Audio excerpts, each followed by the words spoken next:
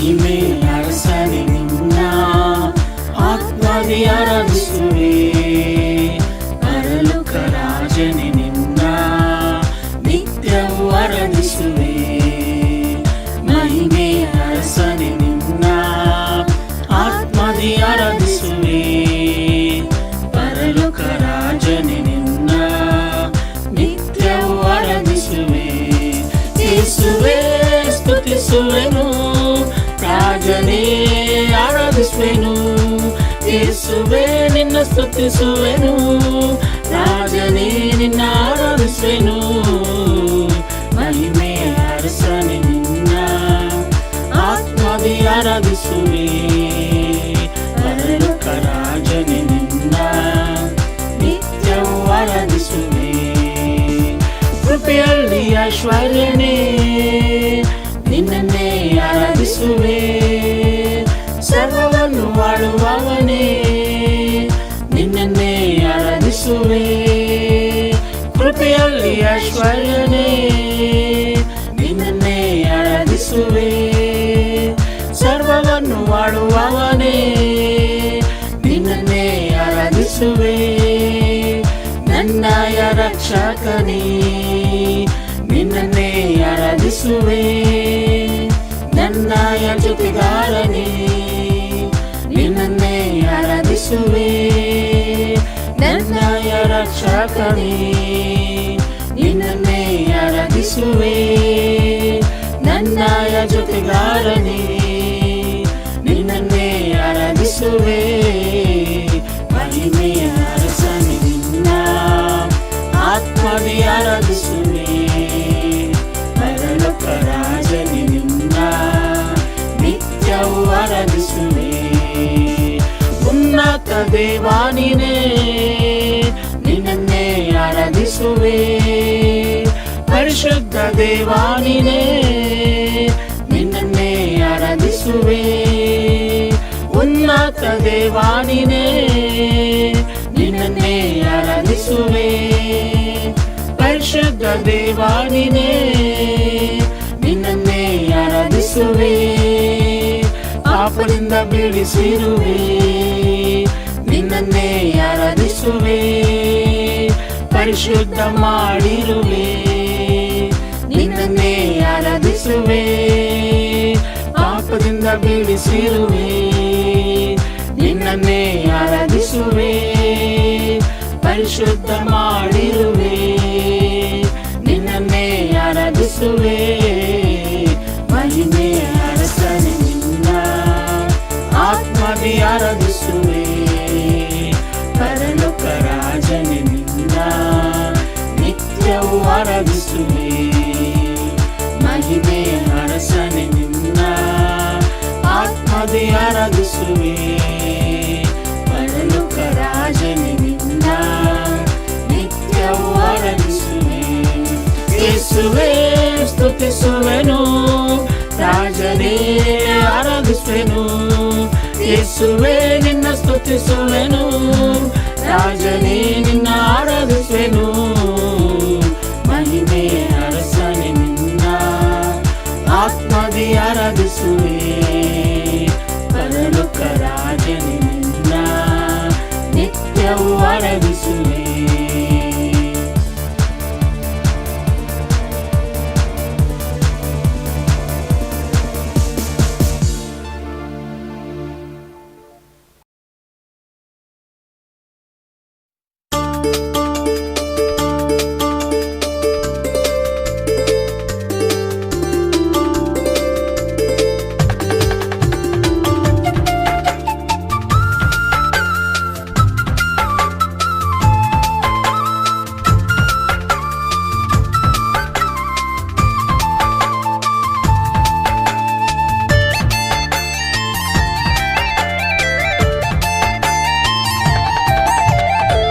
ಯೇಸುನಾಮ ಅತಿಶಯ ನಾಮ, ಪಾಪಿಗೆ ಪದನಾಮ.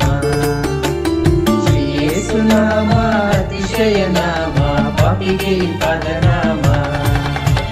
ಶ್ರೀ ಯೇಸುನಾಮ ಅತಿಶಯ ನಾಮ, ಪಾಪಿಗೆ ಪದನಾಮ. ಶ್ರೀ ಯೇಸುನಾಮ ಅತಿಶಯ ನಾಮ, ಪಾಪಿಗೆ ಇಂಪಾದ ನಾಮ. ಎಲ್ಲ ನಾಮದಲ್ಲಿ ಮೇಲಾದ ನಾಮ ಯೇಸುವಿನ ದಿವ್ಯ ನಾಮ. ಎಲ್ಲ ನಾಮದಲ್ಲಿ ಮೇಲಾದ ನಾಮ ಯೇಸುವಿನ ದಿವ್ಯ ನಾಮ. ಸರ್ವ ಜನರೆಲ್ಲ ಅಡ್ಡ ಬಿದ್ದು ಸ್ತೋತ್ರ ಮಾಡಿ ಹರ್ಷದಿಂದ ಹಾಡೋ ನಾಮ.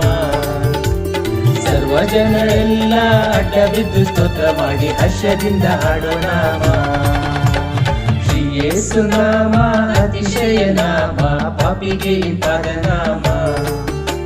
ಶ್ರೀ ಯೇಸು ನಾಮ ಅತಿಶಯ ನಾಮ, ಪಾಪಿಗೆ ಇಂಪಾದ ನಾಮ. ಪಾಪ ಪರಿಹಾರಕ್ಕಾಗಿ ಪಾಪಿಗಳ ಹುಡುಗಿ ಧರಣಿಗೆ ಬಂದ ನಾಮ. ಪಾಪ ಪರಿಹಾರಕ್ಕಾಗಿ ಪಾಪಿಗಳ ಹುಡುಗಿ ಧರಣಿಗೆ ಬಂದ ನಾಮ. ಪಾಪ ರಹಿತ ಜೀವಿತದ ಮಾದರಿಯ ತೋರಿಸಿದ ಪರಿಶುದ್ಧ ಪುಣ್ಯನಾಮ.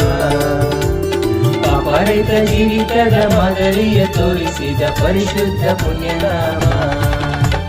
ಶ್ರೀ ಯೇಸು ನಾಮ ಅತಿಶಯ ನಾಮ, ಪಾಪಿಗೆ ಇಂಪಾದ ನಾಮ.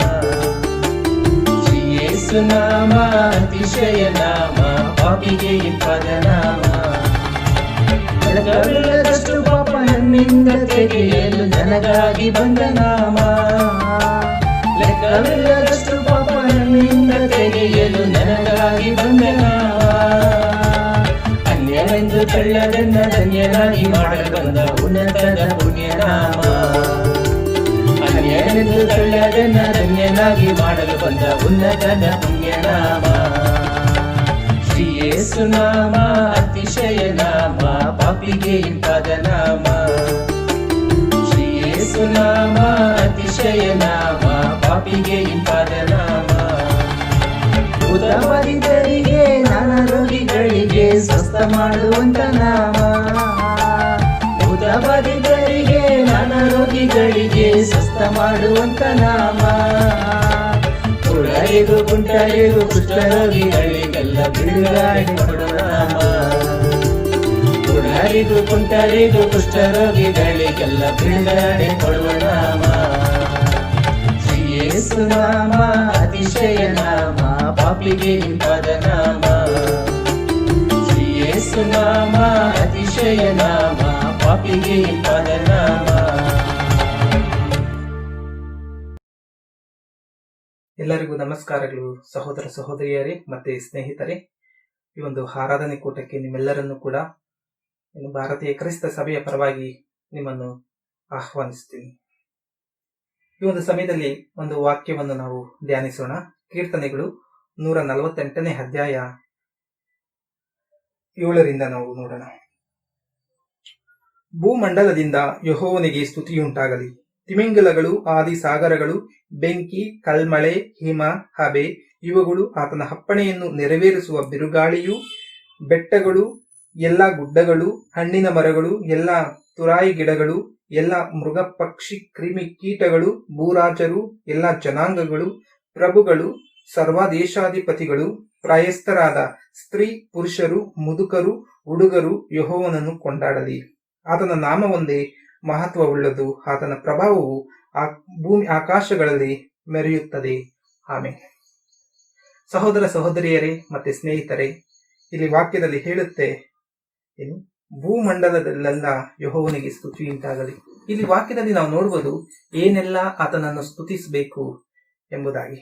ಇಲ್ಲಿ ಹೇಳುತ್ತೆ ಬೆಂಕಿ, ಕಲ್ಮಳೆ, ಹಿಮ, ಹಬೆ, ಏನು ಬೆಟ್ಟ ಗುಟ್ಟ, ಏನು ಮೃಗ ಪಕ್ಷಿ ಕ್ರಿಮಿ ಕೀಟ, ಭೂರಾಜರು, ಪ್ರಭುಗಳು, ಸರ್ವದೇಶಾಧಿಪತಿಗಳು, ಪ್ರಾಯಸ್ಥರಾದ ಸ್ತ್ರೀ ಪುರುಷರು ಮತ್ತೆ ಮುದುಕರು, ಹುಡುಗರು ಯೆಹೋವನನ್ನು ಕೊಂಡಾಡಲಿ ಅಂತ. ಯಾಕೆ? ಸರ್ವಶಕ್ತನಾದ ದೇವರನ್ನ ಇವೆಲ್ಲರೂ ಕೂಡ ಕೊಂಡಾಡಬೇಕಂತ.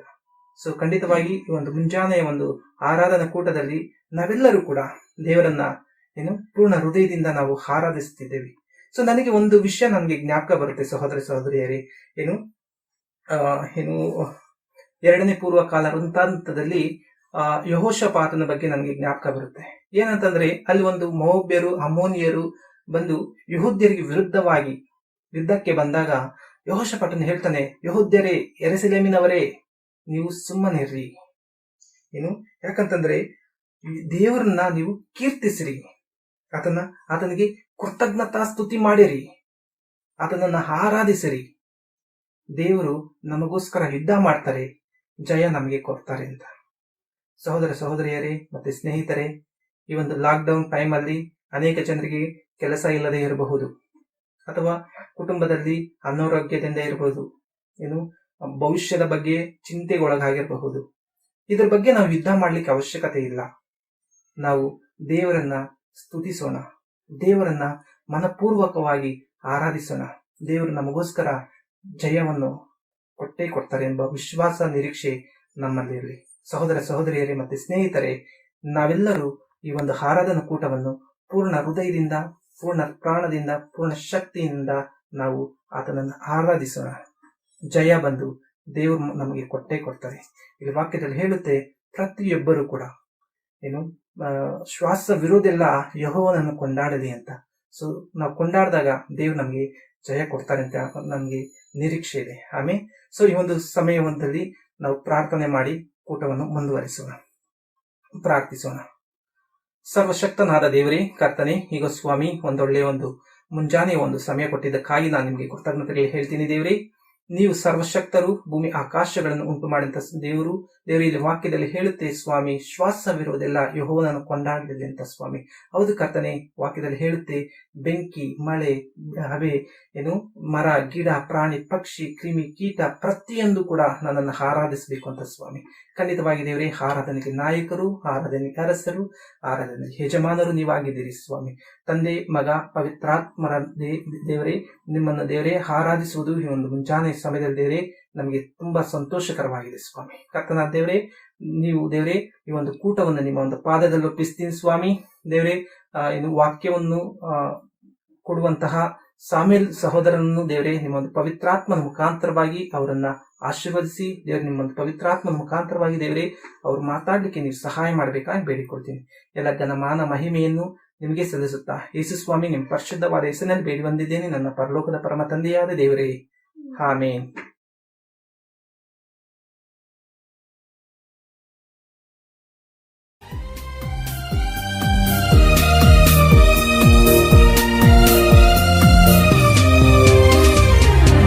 ಪ್ರಿಯ ಯೇಸುವೇ, ನೀನು ಎಷ್ಟೋ ಸುಂದರ, ಬಾಳ ಬಂಗಾರ, ಬಾಳ ಬಂಗಾರ. ನನ್ನ ಪ್ರಿಯ ಯೇಸುವೇ, ನೀನು ಎಷ್ಟೋ ಸುಂದರ, ಬಾಳ ಬಂಗಾರ, ಬಾಳ ಬಂಗಾರ.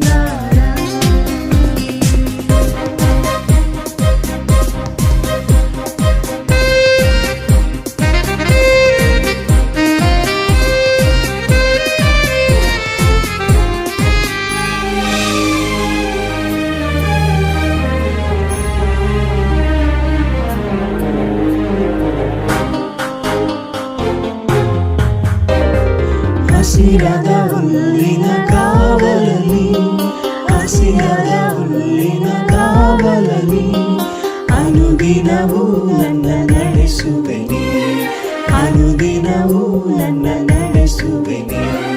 ನೀನಿರುವೆ ನನಗೆ ಭಯವೇ ಇಲ್ಲ, ನೀನಿರುವೆ ನನಗೆ ಸೋಲಿಲ್ಲ, ನೀನಿರುವೆ ನನಗೆ ಭಯವೇ ಇಲ್ಲ, ನೀನಿರುವೆ ನನಗೆ ಸೋಲಿಲ್ಲ. ನನ್ನ ಪ್ರಿಯ ಯೇಸುವೇ, ನೀನು ಎಷ್ಟೋ ಸುಂದರ, ಬಾಳ ಬಂಗಾರ, ಬಾಳ ಬಂಗಾರ.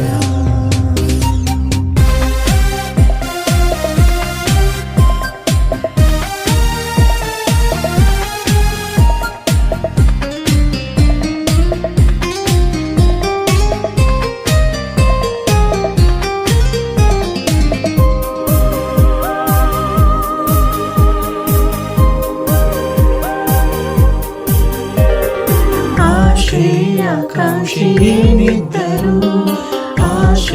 ಆಕಾಂಕ್ಷೆಯೇನಿದ್ದರು ಅನುಗ್ರಹಿಸುವೆ ನೀ ಆನಂದದಲ್ಲಿ, ಅನುಗ್ರಹಿಸುವೆ ನೀ ಆನಂದ.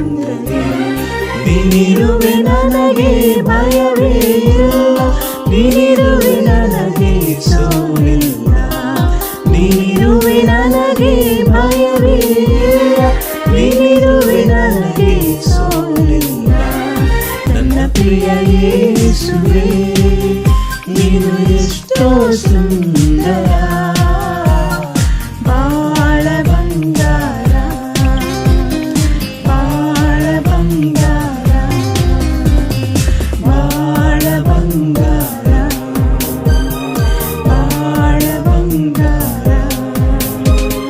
ಬಾಳ ಬಂಗಾರ ಬಾಳ ಬಂಗಾರ.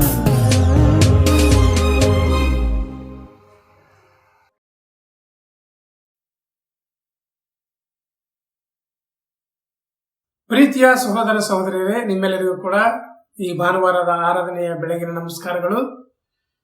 ದೇವರ ಕೃಪೆಯಿಂದ ನಾವೆಲ್ಲರೂ ಕೂಡ ನಾನು ನಂಬ್ತೀನಿ ಸುರಕ್ಷಿತರಾಗಿದ್ದೇವೆ ಅಂತ ಹೇಳಿ, ನೀವೆಲ್ಲರೂ ಆರೋಗ್ಯವಂತರಾಗಿದ್ದೀರಾ ಅಂತ ಹೇಳಿ ನಂಬ್ತೀನಿ. ದೇವರು ನಮ್ಮೆಲ್ಲರ ಜೀವನದಲ್ಲಿ ಅನೇಕ ರೀತಿಯಲ್ಲಿ ಸಹಾಯ ಮಾಡುವಂಥದ್ದನ್ನ ನಾವೆಲ್ಲರೂ ಕೂಡ ಅನುಭವಿಸ್ತಾ ಇದ್ದೀವಿ. ದೇವರು ತನ್ನ ಹಸ್ತದ ಮೂಲಕವಾಗಿ ಹೇಗೆ ನಮ್ಮನ್ನು ಪರಂಪರಿಸ್ತಾ ಇದ್ದಾರೆ ಅಂತ ಹೇಳಿ ಇದಕ್ಕೆ ನಾವೇ ಸಾಕ್ಷಿಗಳಾಗಿದ್ದೇವೆ. ಕಳೆದ ಕೆಲವು ವಾರಗಳಲ್ಲಿ ರೂತ್ ಪುಸ್ತಕದ ಬಹಳ ಅದ್ಭುತವಾದಂತಹ ಒಂದು ವಿಷಯಗಳನ್ನು ನಾವು ಕಲ್ತಿದ್ದೇವೆ. ದೇವರು ತನ್ನ ಮಕ್ಕಳಿಗೆ ಯಾವ ರೀತಿಯಾಗಿ ಸಹಾಯ ಮಾಡ್ತಾರೆ, ನಿರೀಕ್ಷೆ ಇಲ್ಲದಂತಹ ಜೀವನಗಳಿಗೆ ಹೇಗೆ ನಾವು ದೇವರ ಮೇಲೆ ಅವಲಂಬಿತರಾಗಿದ್ದರೆ ನಿರೀಕ್ಷೆಯನ್ನ, ಹೊಸ ಜೀವನವನ್ನ ದೇವರು ಕೊಡ್ತಾರೆ ಅನ್ನುವಂಥದ್ದು ರೂತ್ ಪುಸ್ತಕದಿಂದ ನಾವೆಲ್ಲರೂ ಕೂಡ ಕಲ್ತಿದ್ದೇವೆ. ನಿಜವಾಗ್ಲೂ ನಮ್ಮೆಲ್ಲರಲ್ಲಿ ಒಂದು ಹೊಸ ಅನುಭವ ಅಥವಾ ಹೊಸದಾದಂತಹ ವಿಷಯಗಳನ್ನ ಅಥವಾ ನಿಜವಾಗ್ಲೂ ಆ ಒಂದು ದೇವರ ಒಂದು ವಿಷಯಗಳನ್ನ ನಾವೆಲ್ಲರೂ ಕಲ್ತಿದ್ದೀವಿ ಅಂತ ಹೇಳಿ ನಂಬ್ತೀನಿ. ಈ ಒಂದು ಬರುವಂತ ವಾರಗಳಲ್ಲಿ ಇವತ್ತಿನಿಂದ ನಾವು ಎಸ್ತೇರ್ ಪುಸ್ತಕದಿಂದ ಕಲಿಯೋಣ. ಸತ್ಯವೇದದ ಇನ್ನೊಬ್ಬ ಪ್ರಸಿದ್ಧವಾದಂತಹ ಮಹಿಳೆ ಈ ಎಸ್ತೇರಳ ವಿಷಯದಲ್ಲಿ ನಾವು ಕಲಿಯೋಣ.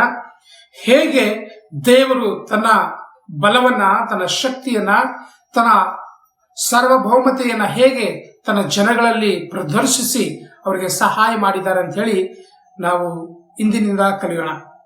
ಈ ಒಂದು ಸಮಯದಲ್ಲಿ ನಾವು ದೇವರ ವಾಕ್ಯವನ್ನು ಕೇಳೋಕ್ಕಿಂತ ಮುಂಚಿತವಾಗಿ ಒಂದು ಪ್ರಾರ್ಥನೆಯನ್ನು ಮಾಡೋಣ. ಸರ್ವಶಕ್ತನಾದಂಥ ಪರಲೋಕದ ತಂದೆಯಾದಂಥ ದೇವರೇ, ಅಪ್ಪ, ನಿಮ್ಮ ಪರಿಶುದ್ಧ ನಾಮಕ್ಕೆ ಸ್ತೋತ್ರವಾಗಲಿ. ನೀನು ಪರಿಶುದ್ಧನು, ಮಹೋನ್ನತನು, ಮಹಾ ಘನವುಳ್ಳಂತ ದೇವರು. ನೀನು ಸರ್ವವ್ಯಾಪಿಯು, ನಮ್ಮೆಲ್ಲರ ಜ್ಞಾನಕ್ಕೆ ಮಿಗಿಲಾದಂಥವ್ರು ನೀವಾಗಿದ್ದೀರಾ. ತಂದೆಯಾದ ದೇವರೇ, ಈ ಒಂದು ಸಮಯದಲ್ಲಿ ನಿಮ್ಮ ವಾಕ್ಯಗಳನ್ನು ಧ್ಯಾನಿಸುವಾಗ ನಿಮ್ಮ ಪರಿಶುದ್ಧ ನಾಮದಲ್ಲಿ ನಮಗೆ ಸಹಾಯ ಮಾಡು ಕರ್ತನೆ. ನೀನು ನನ್ನೊಟ್ಟಿಗಿದ್ದು ಆತ್ಮನ ಮೂಲಕವಾಗಿ ಮಾತಾಡಿ ಎಂಬುದಾಗಿ ಮೇಲೆ ಪ್ರಾರ್ಥಿಸ್ತೇನೆ. ಈ ಸಮಯ ಅನುಗ್ರಹ ಮಾಡಿದಕ್ಕಾಗಿ ಸ್ತೋತ್ರ. ನನ್ನ ಜೊತೆಗಾರನಾಗಿ ನಡೆಸಬೇಕಂತ ಬೇಡುತ್ತಾ ಯೇಸು ಕ್ರಿಸ್ತರ ದೇವ ನಾಮದಲ್ಲಿ ಬೇಡಿದ್ದೀನಿ ತಂದೆ, ಆಮೇಲೆ. ಓಕೆ, ಈ ಒಂದು ಎಸ್ತೇರ್ ಪುಸ್ತಕದಿಂದ ಇಂದಿನಿಂದ ನಾವು ಕಲಿಯೋಣ. ಇಂದಿನ ನನ್ನ ಸಂದೇಶದ ಶೀರ್ಷಿಕೆ ಏನಂತಂದ್ರೆ, ದೇವರ ಸಾರ್ವಭೌಮತೆಯನ್ನು ಆತನ ಕೆಲಸದಲ್ಲಿ ಕಾಣುವಂಥದ್ದು.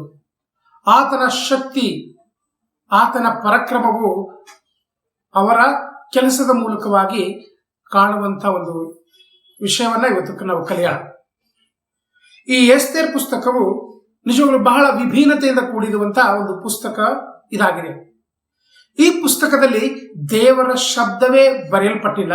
ದೇವರ ನಾಮ ಅಂತ ಹೇಳಿ ಯಾವುದೇ ಒಂದು ಅಕ್ಷರ ಕೂಡ ಈ ಒಂದು ಪುಸ್ತಕದಲ್ಲಿ ಬರೆದಿಲ್ಲ. ಆದರೆ ದೇವರ ಹಸ್ತವು ಹೇಗೆ ಕಾರ್ಯ ಮಾಡಿದೆ, ದೇವರು ಯಾವ ರೀತಿಯಾಗಿ ತನ್ನ ಜನಗಳನ್ನು ಬಿಡಿಸಿದ್ದಾರೆ ಅನ್ನೋಂಥದ್ದನ್ನು ನಾವು ಸ್ಪಷ್ಟವಾಗಿ ಕಾಣ್ತೀವಿ. ಒಬ್ಬ ಬರೆಯುವಂಥವ್ರು ಹೀಗೆ ಬರೀತಾರೆ, ಮ್ಯಾಥ್ಯೂ ಹೆನ್ರಿ ಅನ್ನಂಥವ್ರು, ಈ ಒಂದು ಪುಸ್ತಕದಲ್ಲಿ ದೇವರ ನಾಮ ಇಲ್ಲ, ಆದರೆ ದೇವರ ಹಸ್ತವು ಕೆಲಸ ಮಾಡಿದೆ ಅಂತ ಹೇಳಿ.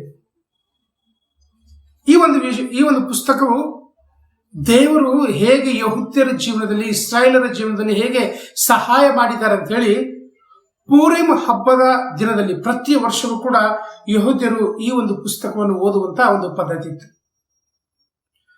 ಈ ಒಂದು ಎಸ್ತೇರ್ ಪುಸ್ತಕವು ಅನೇಕ ಕಾರಣಗಳಿಂದ ನಮ್ಮೆಲ್ಲರ ಜೀವನಕ್ಕೆ ಒಂದು ಬಹಳ ಉತ್ತೇಜನವನ್ನು ಕೊಡುವಂತಹ ಒಂದು ಪುಸ್ತಕವಾಗಿದೆ. ಹೇಗೆ ಗುಲಾಮರಾಗಿದ್ದಂಥವರನ್ನ, ಯಾವುದೇ ನಿರೀಕ್ಷೆ ಇಲ್ಲದಂಥವರನ್ನ, ತಮ್ಮ ಜೀವನದಲ್ಲಿ ಫೇಲ್ ಆದಂಥವರನ್ನ, ಇನ್ನೊಬ್ಬರ ಕೆಳಗಡೆ ಕೆಲಸ ಮಾಡುವಂಥವರನ್ನ ದೇವರು ಹೇಗೆ ಮೇಲೆ ಎತ್ತಿದ್ದಾರೆ ಅನ್ನುವಂಥದ್ದು ಈ ಪುಸ್ತಕದಲ್ಲಿ ತುಂಬಾ ಎತ್ತಿ ಹೇಳುತ್ತೆ. ದೇವರು ತನ್ನ ಕಾರ್ಯವನ್ನು ತನ್ನ ಮಕ್ಕಳ ಮೂಲಕವಾಗಿ ಹೇಗೆ ಮಾಡಿದ್ದಾರೆ ಅಂತೇಳಿ ಈ ಪುಸ್ತಕದಲ್ಲಿ ಬರೆಯಲ್ಪಟ್ಟಿದೆ. ನಮ್ಮೆಲ್ಲರಿಗೂ ಕೂಡ ಇತಿಹಾಸ ಗೊತ್ತಿದೆ. ಸತ್ಯವೇದದ ಅನೇಕ ಇತಿಹಾಸಗಳನ್ನು ನಾವು ತಿಳಿದುಕೊಂಡಿದ್ದೇವೆ.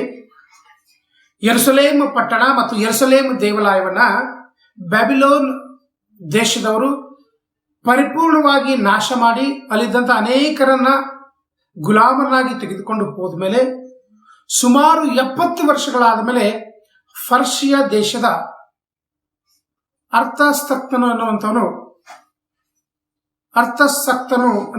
ಅರಸನು ಅಲ್ಲಿರುವಂಥ ಯಹೂದ್ಯರಿಗೆ ಉತ್ತೇಜನ ಮಾಡಿ, ಹೋಗಿ ನಿಮ್ಮ ದೇಶಗಳಿಗೆ ಹೋಗಿ ನಿಮ್ಮ ಪಟ್ಟಣವನ್ನ, ನಿಮ್ಮ ದೇವಾಲಯವನ್ನು ಕಟ್ಟ್ರಿ ಎಂಬುದಾಗಿ ಎನ್ಕರೇಜ್ ಮಾಡುವಂಥದ್ದು ಈ ಒಂದು ಪುಸ್ತಕದಲ್ಲಿ ನಾವು ನೋಡ್ತೇವೆ. ನಿಜವಾಗಲೂ ಸುಮಾರು 1 ಮಿಲಿಯನ್ಗಿಂತ ಅಧಿಕವಾದಂಥ ಯಹೂದ್ಯರು ಆ ಒಂದು ದೇಶದಲ್ಲಿ ಅವರಿದ್ರು, ಫಾರಸಿಯ ದೇಶದಲ್ಲಿ. ಆದರೆ ಈ ಫಾರಸಿಯ ಅರಸನು ಅವರಿಗೆ ಹೋಗಿ ನಿಮ್ಮ ದೇಶವನ್ನು ಕಟ್ಕೊಳ್ಳಿ ಅಂತೇಳಿ ದೇವರು ಅವನ ಮೂಲಕವಾಗಿ ಪ್ರೇರೇಪಣೆ ಮಾಡಿದಾಗ ಸುಮಾರು 50,000 ಜನ ಯಹೂದ್ಯರು ತಮ್ಮ ದೇಶಕ್ಕೆ ಹೋಗಿ ದೇವಾಲಯವನ್ನು, ಪಟ್ಟಣವನ್ನು ಕಟ್ಟಲಿಕ್ಕೆ ಪ್ರಾರಂಭಿಸುತ್ತಾರೆ. ಆದರೆ 1 ಮಿಲಿಯನ್ಗಿಂತ ಅಧಿಕವಾದಂಥ ಯಹೂದ್ಯರು ಆ ಫಾರಸಿಯ ದೇಶದಲ್ಲಿ ಉಳ್ಕೊಳ್ತಾರೆ. ಆದರೆ ದೇವರ ಮಾತಿಗೆ ಅವರು ವಿಧೇಯರಾಗೋದಿಲ್ಲ. ಆ ಅವಿಧೇಯರಾದಂಥವರಲ್ಲಿ ಇಲ್ಲಿ 2 ವ್ಯಕ್ತಿಗಳು ನಾವು ನೋಡ್ತೀವಿ.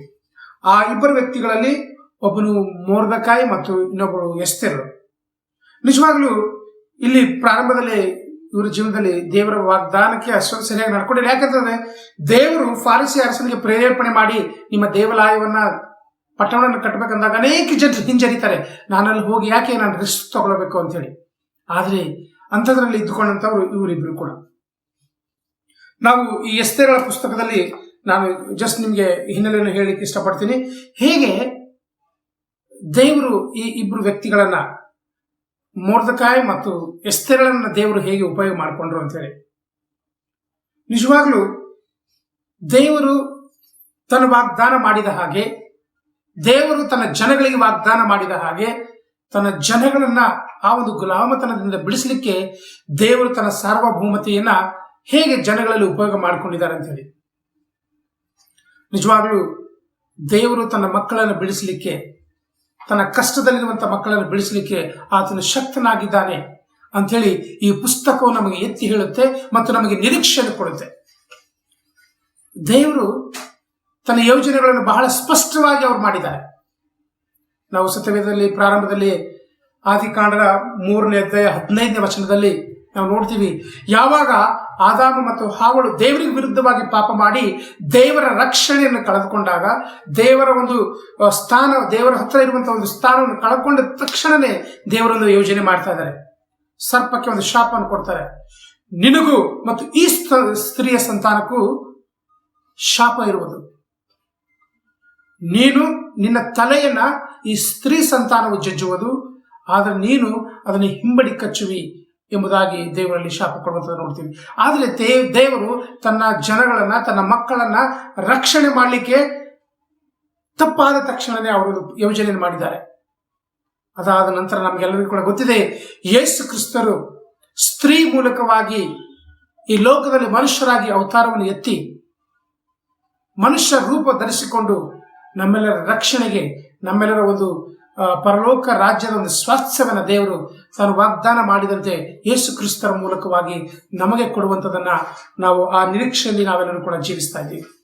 ನಿಜವಾಗ್ಲೂ ಬ್ರದರ್ಸ್ ಅಂಡ್ ಸಿಸ್ಟರ್ಸ್, ದೇವರ ಸಾರ್ವಭೌಮತೆ ಅನ್ನುವಂಥದ್ದು, ದೇವರ ಒಂದು ಶಕ್ತಿ ಪ್ರದರ್ಶನ ಅನ್ನುವಂಥದ್ದು, ದೇವರ ಯೋಜನೆ ಅನ್ನುವಂಥದ್ದು ನಿಜವಾಗ್ಲೂ ಇಡೀ ಈ ಒಂದು ಭೂಮಂಡಲವೆಲ್ಲವೂ ಆಳುವಂಥದ್ದಾಗಿದೆ.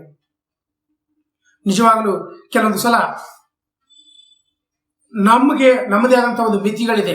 ಈ ಭೂಲೋಕದ ಅರಸರುಗಳು, ಭೂಲೋಕದ ರಾಜ್ಯರುಗಳು ಅವ್ರದೇ ಆದಂತಹ ಒಂದು ಮಿತಿಯಲ್ಲಿ ತಮ್ಮ ಅಧಿಕಾರವನ್ನು ನಡೆಸ್ತಾರೆ. ಆದರೆ ಸರ್ವಶಕ್ತನಾದಂಥ ದೇವರು ಇಡೀ ಸೃಷ್ಟಿಗೆ, ಇಡೀ ಪ್ರಪಂಚವು ತನ್ನ ಹತೋಟಿಯಲ್ಲಿ ಇಟ್ಕೊಂಡು ತನ್ನ ಇಷ್ಟಾನುಸಾರವಾಗಿ ಅವರು ನಿಯಂತ್ರಿಸುವಂತ ಸರ್ವಶಕ್ತನಾದಂಥ ದೇವರು ನಮ್ಮ ತಂದೆಯಾಗಿದ್ದಾರೆ. ನಿಜವಾಗಲೂ ಇದು ಬಹಳ ಸಂತೋಷವಾದಂಥ ವಿಷಯ. ಈ ಒಂದು ಸಮಯದಲ್ಲಿ ನನ್ನ ಮೊದಲನೆಯ ಅಂಶ, ಭೂರಾಜರ ಆಳ್ವಿಕೆಗೆ ಒಂದು ಸೀಮಿತವಾದ ಒಂದು ಕಟ್ಟಳೆ ಇದೆ, ಆದರೆ ದೇವರು ಇಡೀ ವಿಶ್ವವನ್ನು ಆಳ್ತಾರೆ. ಓಕೆ, ಸತ್ಯವೇದದಿಂದ ಇವತ್ತು ನಾವು ಧ್ಯಾನ ಮಾಡೋಣ. ಎಸ್ತೇರಳು ಬರೆದ ಪುಸ್ತಕ 1ನೇ ಅಧ್ಯಾಯ 1ನೇ ವಚನದಲ್ಲಿ ನಾನು ನಿಮಗೆ ಓದ್ತೀನಿ. ಹಿಂದೂಸ್ತಾನ ಮೊದಲುಗೊಂಡು ಕೂಶನವರೆಗೂ ಇರುವ 127 ಸಂಸ್ಥಾನಗಳನ್ನು ಆಳುತ್ತಿದ್ದ ಅಹಷ್ವೇರೋಷನ ಕಾಲದಲ್ಲಿ ನಡೆದ ಚರಿತ್ರೆ. ಇಲ್ಲಿ ನಾವು ನೋಡ್ತೀವಿ, ಪ್ರಾರಂಭದಲ್ಲಿ ಆ ಒಂದು ಅರಸನ ವಿಷಯದಲ್ಲಿ ಅವನು ಆಳುವಂತಹ ಒಂದು ಸಂಸ್ಥಾನಗಳ ವಿಷಯದಲ್ಲಿ ಇಂಟ್ರೊಡ್ಯೂಸ್ ಮಾಡಿಸ್ಕೊಡ್ತಾ ಇದ್ದಾರೆ. ಈ ಒಂದು ದೇಶದ ಒಬ್ಬ ಅರಸನು, ಫಾರಸಿಯ ಅರಸನು 120 ಸಂಸ್ಥಾನಗಳನ್ನು ಆಳುವಂತಹ ಬಹಳ ದೊಡ್ಡದಾದಂತಹ ಒಂದು ಸಂಸ್ಥಾನ ಆಳುವಂತ ಒಬ್ಬ ಅರಸನಾಗಿದ್ದ ಅಹಷ್ವೇರೋಷನು. ಅದರಲ್ಲಿ ನಮ್ಗೆಲ್ರಿಗೂ ಒಂದು ಸಂತೋಷ, ಇದೇ ಒಂದು ಪುಸ್ತಕ ಮಾತ್ರ ನಮ್ಮ ದೇಶದ ಹೆಸರು ಹಿಂದೂಸ್ತಾನ ಅಂತೇಳಿ ಬರೆಯಲ್ಪಟ್ಟಿದೆ. ಈ ಒಂದು ಕಾಲದಲ್ಲಿ ನಡೆದಂತ ಒಂದು ಚರಿತ್ರೆ, ಅವನ ಕಾಲದಲ್ಲಿ ನಡೆದಂತ ಒಂದು ಚರಿತ್ರೆ, ನಿಜವಾಗ್ಲೂ ಇದಕ್ಕೆ ಒಂದು ಇತಿಹಾಸ ಇದೆ, ಯಾವುದೋ ಒಂದು ಕಟ್ಟುಕತೆ ಅಲ್ಲ. ಆದರೆ 120 ದೇಶಗಳನ್ನು ಆಳುವಂತ ಈ ಒಂದು ಅಹಷ್ವೇರೋಷನು ತನ್ನ ರಾಜ್ಯದಲ್ಲಿ ಒಂದು ಔತಣವನ್ನ, ತನ್ನ ವೈಭವವನ್ನು ಪ್ರದರ್ಶನಕ್ಕೆ ಇಡ್ತಾನೆ. ದಯಮಾಡಿ ಈ ಒಂದು ವಾಕ್ಯಗಳನ್ನು ಓದೋಣ. ಹೇಗೆ ತನ್ನ ಶಕ್ತಿಯನ್ನ, ಹೇಗೆ ತನಗಿರುವಂತಹ ವೈಭವವನ್ನ, ಹೇಗೆ ಅವನ ಜೀವನದಲ್ಲಿ ಇರುವಂತಹ ಎಲ್ಲ ಆಡಂಬರಗಳನ್ನ ಇಡೀ 120 ಸಂಸ್ಥಾನದವರನ್ನ ಪ್ರದರ್ಶನ ಮಾಡ್ತಾನೆ ಅನ್ನುವಂಥ ಒಂದು ವಿಷಯವನ್ನು ನಾವು ಕಲಿಯೋಣ. ಎಸ್ತೇರಳು ಬರೆದ ಪುಸ್ತಕ 1ನೇ ಅಧ್ಯಾಯ ವಚನ 2ರಿಂದ ನಾನು ನಿಮ್ಗಾಗಿ ಓದ್ತೀನಿ. ಅಹಷ್ವೇರೋಷನು ತನ್ನ ಆಳ್ವಿಕೆಯ 3ನೇ ವರ್ಷ ಶೂಷನ್ ಕೋಟೆಯಲ್ಲಿ ತನ್ನ ರಾಜ ಸಿಂಹಾಸನವನ್ನೇರಿದಾಗ ಎಲ್ಲಾ ಸರ್ದಾರರಿಗೂ ಪರಿವಾರದವರಿಗೋಸ್ಕರವೂ ಔತಣ ಮಾಡಿಸಿದ್ದನು. ಫಾರಸಿಯ ಮತ್ತು ಮೇದ್ಯ ಸೇನಾಧಿಪತಿಗಳು, ಪ್ರಧಾನರು, ಸಂಸ್ಥಾನ ಅಧಿಕಾರಿಗಳು ಅವನ ಸನ್ನಿಧಿಗೆ ಬಂದರು. ಅವನು ಅನೇಕ ದಿವಸ, ಅಂದರೆ 180 ದಿವಸಗಳವರೆಗೆ ಅವರಿಗೆ ತನ್ನ ಘನವಾದ ರಾಜ್ಯದ ಐಶ್ವರ್ಯವನ್ನ, ಮಹಾಮಹಿಮೆಯನ್ನ, ವೈಭವವನ್ನು ತೋರಿಸಿದನು. ಆ ದಿನಗಳಾದ ನಂತರ ಅರಸನು ಶೂಷನ್ ಕೋಟೆಯಲ್ಲಿ ಎಲ್ಲ ಶ್ರೇಷ್ಠರಿಗೂ ಕನಿಷ್ಠರಿಗೂ ಅರಮನೆಯ ತೋಟದ ಬಯಲಿನಲ್ಲಿ 7 ದಿವಸಗಳವರೆಗೆ ಔತಣವನ್ನು ಮಾಡಿಸಿದನು. ಅಲ್ಲಿ ಬಿಳಿ ನೂಲಿನ ಬಟ್ಟೆಗಳನ್ನು, ನೀಲಿ ಬಟ್ಟೆಗಳನ್ನು, ಧೂಮ ವರ್ಣವುಳ್ಳ ನಾರಿನ ದಾರದಿಂದ ಸಂಗಮೀರು ಕಲ್ಲುಗಳ ಕಂಬಗಳನ್ನು ಬೆಳ್ಳಿಯ ಉಂಗುರಗಳಿಗೂ ಕಟ್ಟಲ್ಪಟ್ಟಿದ್ದವು. ಜರತಾರಿಯ ಕಸೂತಿ ಹಾಕಿರುವ ಲೋಡುಗಳು ಕೆಂಪು, ಬಿಳಿ, ಹಳದಿ, ಕಪ್ಪು ಬಣ್ಣಗಳುಳ್ಳ ಸಂಗಮೀರ ಕಲ್ಲುಗಳಿಂದ ರಚಿತವಾದ ನೆಲಗಟ್ಟಿನ ಮೇಲೆ ಇಡಲ್ಪಟ್ಟವು. ಪಾನಪಾತ್ರೆಗಳು ಬಂಗಾರವುಗಳು, ನಾನಾ ಆಕಾರವುಗಳು ಆಗಿದ್ದವು. ರಾಜ್ಯ ದ್ರಾಕ್ಷರಸವು ಅರಸನ ಔದಾರ್ಯಕ್ಕೆ ತಕ್ಕಂತೆ ಧಾರಾಳವಾಗಿತ್ತು. ಪಾನ ಮಾಡುವುದರಲ್ಲಿ ಯಾರಿಗೂ ಒತ್ತಾಯ ಮಾಡಬಾರದೆಂದು ಕ್ರಮವಿತ್ತು. ಪ್ರತಿಯೊಬ್ಬನಿಗೂ ಅವನಿಗೆ ಇಷ್ಟದಂತೆ ಕೊಡಲ್ಪಡಬೇಕೆಂದು ರಾಜನು ಎಲ್ಲಾ ಮನೆವಾರ್ತೆಯವರಿಗೂ ಆಜ್ಞಾಪಿಸಿದನು. ವಷ್ಟಿ ರಾಣಿಯು ಸಹ ಅಹಷ್ವೇರೋಷನ ರಾಜನ ಅರಮನೆಯಲ್ಲಿ ಸ್ತ್ರೀಯರಿಗೋಸ್ಕರ ಔತಣವನ್ನು ಮಾಡಿಸಿದಳು. ಈ ಒಂದು ಪ್ರಾರಂಭದಲ್ಲಿ ನೋಡ್ತೀವಿ ಹೇಗೆ ಅಹಷ್ವೇರೋಷನು ತನ್ನ ಸಂಸ್ಥಾನದ 120 ಸಂಸ್ಥಾನಗಳಲ್ಲಿ ಹೇಗೆ ತನ್ನ ವೈಭವ ಇದೆ ಎಂಬುದಾಗಿ ಆ 120 ದೇಶಗಳ ಸಂಸ್ಥಾನದ ಎಲ್ಲ ಅರಸರುಗಳನ್ನ ಅಥವಾ ಅಲ್ಲಿ ಸೇನಾಧಿಪತಿಗಳನ್ನ, ಎಲ್ಲ ಪ್ರಸಿದ್ಧವಾದಂಥ ಮೇಲಧಿಕಾರಿಗಳನ್ನ ಕರೆಸಿ ಸುಮಾರು 180 ದಿನಗಳ ಕಾಲ, ಅಂದ್ರೆ 6 ತಿಂಗಳುಗಳ ಕಾಲ ತನ್ನ ದೇಶದಲ್ಲಿರುವಂತಹ ವೈಭವವನ್ನು ಪ್ರದರ್ಶನಕ್ಕಾಗಿ ಇಡ್ತಾನೆ. ಯೋಚನೆ ಮಾಡಿ ನೋಡಿ, 6 ತಿಂಗಳುಗಳ ಕಾಲ ಎಕ್ಸಿಬಿಷನ್ ಇರುತ್ತೆ. ಅವನ ದೇಶದಲ್ಲಿ ಇರುವಂತಹ ವಿವಿಧವಾದಂತಹ ಬಟ್ಟೆಗಳು, ವಿಧವಾದಂತಹ ಕಲ್ಲುಗಳು, ಸೌಂದರ್ಯವರ್ಧಕವಾದಂತಹ ಅನೇಕ ತರವಾದಂತಹ ಬಟ್ಟೆಗಳನ್ನ, ಬಂಗಾರವನ್ನ, ಅವನಿಗಿರುವಂತಹ ಅನೇಕ ವೈಭವವನ್ನ ಜನಗಳು ನೋಡ್ಲಿ ಅನ್ನೋಂಥ ಒಂದು ಪ್ರದರ್ಶನಕ್ಕೆ ಅವ್ರು ಇಡ್ತಾ ಇದ್ದಾರೆ. ನಿಜವಾಗ್ಲೂ ಇದನ್ನು ನೋಡಿ ಅಲ್ಲಿರುವಂತಹ ಜನಗಳು ಆ ದೇಶದಲ್ಲಿರುವಂತಹ ವೈಭವವನ್ನ ಅವರು ಕಣ್ಣಾರ ನೋಡಿ ಸಂತೋಷ ಪಡ್ತಾ ಇದ್ದಾರೆ. ಇದು ಆದ ಮೇಲೆ ಸುಮಾರು 7 ದಿವಸಗಳ ಕಾಲ ವೈಭವ ಭರಿತವಾದಂತಹ ಒಂದು ದೊಡ್ಡದಾದಂತಹ ಒಂದು ಔತಣವನ್ನ ಆ ಶೂಷನ್ ಕೋಟೆಯಲ್ಲಿ ಅವನು ಏರ್ಪಡಿಸ್ತಾ ಇದ್ದಾನೆ. 7 ದಿವಸಗಳ ಕಾಲ. ಅದು ಯಾರಿಗೆ? ಶ್ರೇಷ್ಠರಿಗೂ ಮತ್ತು ಕನಿಷ್ಠರಿಗೂ ಪ್ರತಿಯೊಬ್ಬ ಜನಗಳು ಕೂಡ ಆ ಔತಣ ಕೂಟದಲ್ಲಿ ಭಾಗವಹಿಸಬಹುದು. ಅಲ್ಲಿ ಯಾವುದೇ ತರವಾದಂತಹ ಕೊರತೆಗಳೆಲ್ಲ, ತಿನ್ನಲಿಕ್ಕೆ, ಕುಡಿಲಿಕ್ಕೆ, ಅವರಿಗೆ ದ್ರಾಕ್ಷರಸ ಬಹಳ ಆಡಂಬರವಾಗಿ ಅಥವಾ ಅವರಿಗೆ ಎಷ್ಟು ಬೇಕೋ ಅಷ್ಟು ಸೇವಿಸುವಂತಹ ಒಂದು ವ್ಯವಸ್ಥೆಯು ರಾಜನು ಮಾಡಿರ್ತಾನೆ. ನಿಜವಾಗ್ಲೂ ಬಹಳ ಗ್ರ್ಯಾಂಡ್ ಆದಂತಹ ಒಂದು ಔತಣವನ್ನ ಅಹಷ್ವೇರೋಷನು ತನ್ನ ಕಾಲದಲ್ಲಿ ಅವನು ಮಾಡ್ತಾನೆ. ಅದಾದ ಮೇಲೆ ಅದೇ ರೀತಿಯಾಗಿ ಅವನ ಹೆಂಡತಿಯಾದಂಥ ವಷ್ಟಿ ರಾಣಿ ಕೂಡ ಸ್ತ್ರೀಯರಿಗೋಸ್ಕರವಾಗಿ ಅದೇ ಅರಮನೆಯಲ್ಲಿ ಒಂದು ದೊಡ್ಡ ಔತಣವನ್ನು ಏರ್ಪಾಡು ಮಾಡ್ತಾರೆ. ಹೀಗೆ ಬಹಳ ವಿಜೃಂಭಣೆ, ಬಹಳ ಸಂತೋಷವಾಗಿ ಎಲ್ಲಾ ಕಾರ್ಯಕ್ರಮಗಳು ಸರಿಯಾಗಿ ನಡೀತಾ ಇರುತ್ತೆ. ಬಹಳ ಎಲ್ಲರೂ ಸಂತೋಷವಾಗಿರ್ತಾರೆ. ಅರಸನು ಕೂಡ ಬಹಳ ತನ್ನ ವೈಭವವನ್ನ ಎಲ್ರಿಗೂ ಪ್ರದರ್ಶನ ಮಾಡಿ ಬಹಳ ಸಂತೋಷವಾಗಿ ಆ ಒಂದು ಮದ್ಯದ ಅಮಲಿನಲ್ಲಿ ಅವನು ತಿಂತಾ ಇರ್ತಾನೆ. ಆದರೆ ಒಂದು ಮಾತ್ರ ಹೈಡ್ ಮಾಡಿ ಇಟ್ಕೊಡ್ತಾನೆ, ಒಂದು ಮಾತ್ರ ಕೊನೆಗದಾಗಿ ತೋರಿಸ್ಬೇಕು ಅಂತ ಹೇಳಿ ಅವನ ಮನಸ್ಸಲ್ಲಿರುತ್ತೆ. ಅದು ಏನಂತಂದ್ರೆ ತನ್ನ ಹೆಂಡತಿಯ ಒಂದು ಸೌಂದರ್ಯವನ್ನ. ವಚನ 10-11 ನೋಡೋಣ. 7ನೇ ದಿನದಲ್ಲಿ ಅರಸನಾದ ಅಹಷ್ವೇರೋಷನು ದ್ರಾಕ್ಷರಸನ ಪಾನ ಮಾಡಿ ಆನಂದ ಲಹರಲ್ಲಿದ್ದಾಗ ಬಹು ಸುಂದರಿಯಾದ ರಾಣಿಯ ಸೌಂದರ್ಯವನ್ನು ಜನರಿಗೆ, ಸರದಾರರಿಗೆ ತೋರಿಸಬೇಕೆಂದು ತನ್ನ ಸಾನ್ನಿಧ್ಯ ಸೇವಕರಾದ ಮಹಮೂಮ್, ಬಿತೇಚಾ, ಹರ್ಮೋನ್, ಬಿಗೇತ್, ಅಬ್ಗೇತ್, ಚೇತನ್, ಕರ್ಕಸ್ ಎಂಬ 7 ಮಂದಿ ಕಂಚುಕಗಳಿಗೆ ವಷ್ಟಿ ರಾಣಿಯು ರಾಜ ಮುಕುಟವನ್ನು ಧರಿಸಿಕೊಂಡು ರಾಜ ಸನ್ನಿಧಿಗೆ ಬರಬೇಕೆಂಬುದಾಗಿ ಹೇಳಿರಿ ಎಂದು ಆಜ್ಞಾಪಿಸಿದ್ದನು. ಇದಾದ ಮೇಲೆ ನಿಜವಾಗ್ಲೂ ಅವನ ಹೆಂಡತಿ ವಿಷಯದಲ್ಲಿ ಅವನಿಗೆ ಬಹಳ ಗರ್ವ ಇತ್ತು ಅಥವಾ ಬಹಳ ಹೆಮ್ಮೆ ಇತ್ತು ಗೊತ್ತಿಲ್ಲ. ಯಾಕಂದ್ರೆ ಅವನ ಹೆಂಡತಿ ಬಹಳ ಸೌಂದರ್ಯವತಿ ಆಗಿದ್ದರಂತೆ. ವಷ್ಟಿ ರಾಣಿಯ ಒಂದು ಸೌಂದರ್ಯವನ್ನು ಕೊನೆಯ ದಿನದಲ್ಲಿ ಎಲ್ಲರಿಗೂ ತೋರಿಸಬೇಕು.